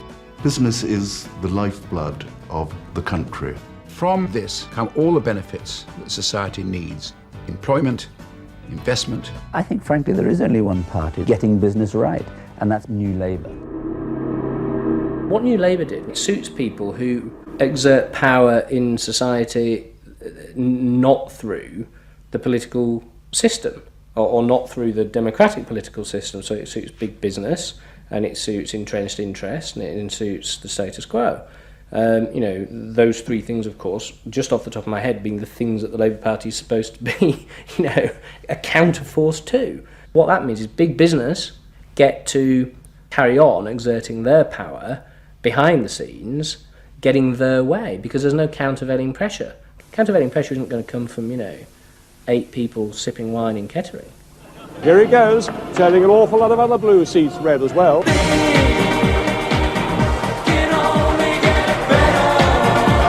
Very happy, very relieved, and very exhilarated. But those who masterminded Labour's victory in 1997 saw it as a triumphant vindication of a new form of democracy. By understanding and fulfilling people's inner desires through the focus group, they were giving power to individuals, not treating them as faceless groups who were told by politicians what was good for them. I don't see the focus group as some marketing tool. I see the focus group as a way of hearing what the people have to say. And I see the focus group as a way to a new form of politics. What the people give, the people can take away. We are the servants, they are the masters now. 1997 was, I think, fundamentally important in that. Because I think it is the end of the elitist politics that's dominated Britain for so much of the last 100 years.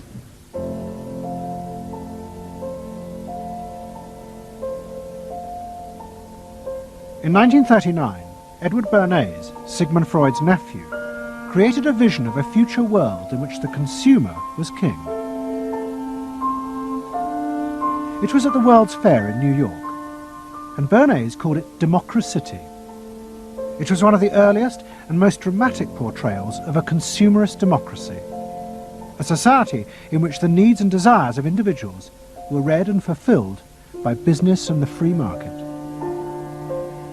The World's Fair created a spectacle in which all of these concerns were met, and they were met by Westinghouse and General Motors and the American Cash Register Company, and company after company presented itself as this sort of centerpiece of a society in which human desire and human want and human anxiety would all be responded to and would all be met purely through the free enterprise system. There was this sort of notion that the free market was something that was not guided by ideologies or by political power. It was something that simply was guided by the people's will. This was the model of democracy that both New Labour and the American Democrats had bought into in order to regain power. They had used techniques developed by business to read the desires of consumers, and they had accepted Bernays' claim that this was a better form of democracy. But in reality, the World's Fair had been an elaborate piece of propaganda designed by Bernays for his clients, the giant American corporations. Privately, Bernays did not believe that true democracy could ever work. He had been profoundly influenced in this by his uncle's theories of human nature. Freud believed that individuals were not driven by rational thought, but by primitive unconscious desires and feelings. And Bernays believed that this meant it was too dangerous to let the masses ever have control over their own lives. And consumerism was a way of giving people the illusion of control, while allowing a responsible elite to continue managing society.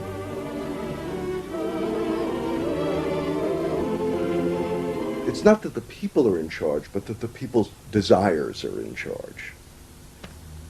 The people are not in charge. The people exercise no decision-making power within this environment. So democracy is reduced from something which assumes an active citizenry to something which now increasingly is predicated on the idea of the public as passive consumers, the public as people who essentially what you're delivering them are doggy treats. The problem for New Labour was that it believed the propaganda. They took at face value the idea promoted by business that the systems invented to read the consumer's mind could form the basis for a new type of democracy. Once in power, New Labour tried to govern through a system that Philip Gould called continuous democracy. But what worked for business in designing products led the Labour government into a bewildering maze of contradictory whims and desires. For much of Labour's first term, the focus groups said that the railways were not a high priority, and Labour's policies faithfully reflected this. But now, those same groups are blaming the government for not having invested more money sooner in the railways. The point about focus group politics is that there isn't one because people are contradictory and irrational, and so you have a problem in terms of deciding what you're going to do if all you do is actually listen to a mass of individual opinions that are forever fluctuating and don't really have any coherence, and crucially are not set in context. So that's why people can say, you know, I want lower taxes and better public services. Of course they do. You know, you say, do you want to pay more taxes to get better public services? People are less sure.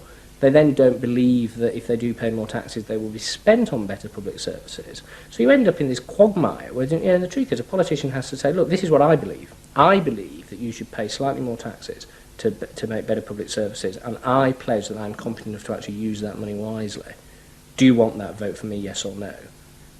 And that's what Blair has failed to do. Tony Blair turns around and sort of tries to feed back to them what they already believe, and given what they believe is sort of a load of individual, incoherent, contradictory nonsense, that's all he has to offer. And then he wonders why people don't get him. You know, the answer they don't get him is because they're looking for someone to do something that they can't do themselves, which is actually come up with a coherent political opinion that they might have faith in. New Labour are faced with a dilemma. The system of consumer democracy that they have embraced has trapped them into a series of short-term and often contradictory policies. There are now growing demands that they fulfil a grander vision, that they use the power of government to deal with the problems of growing inequality and the decaying social fabric of the country.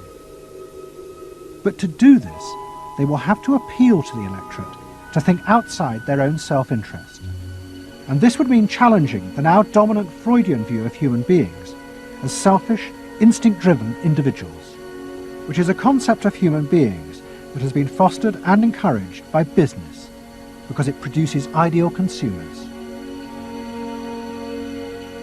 Although we feel we are free, in reality, we, like the politicians, have become the slaves of our own desires.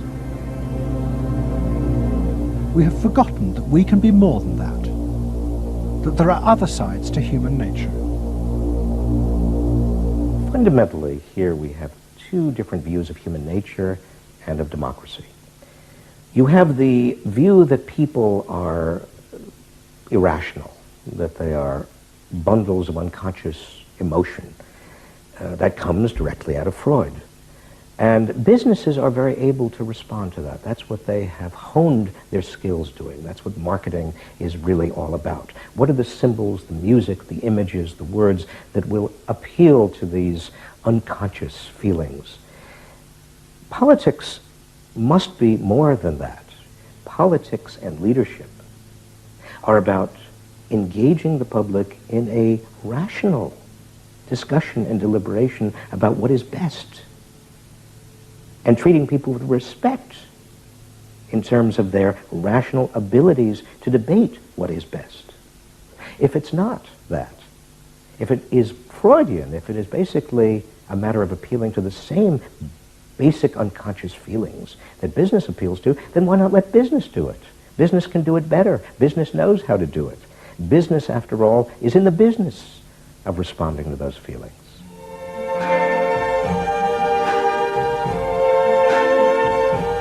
I see trees of green,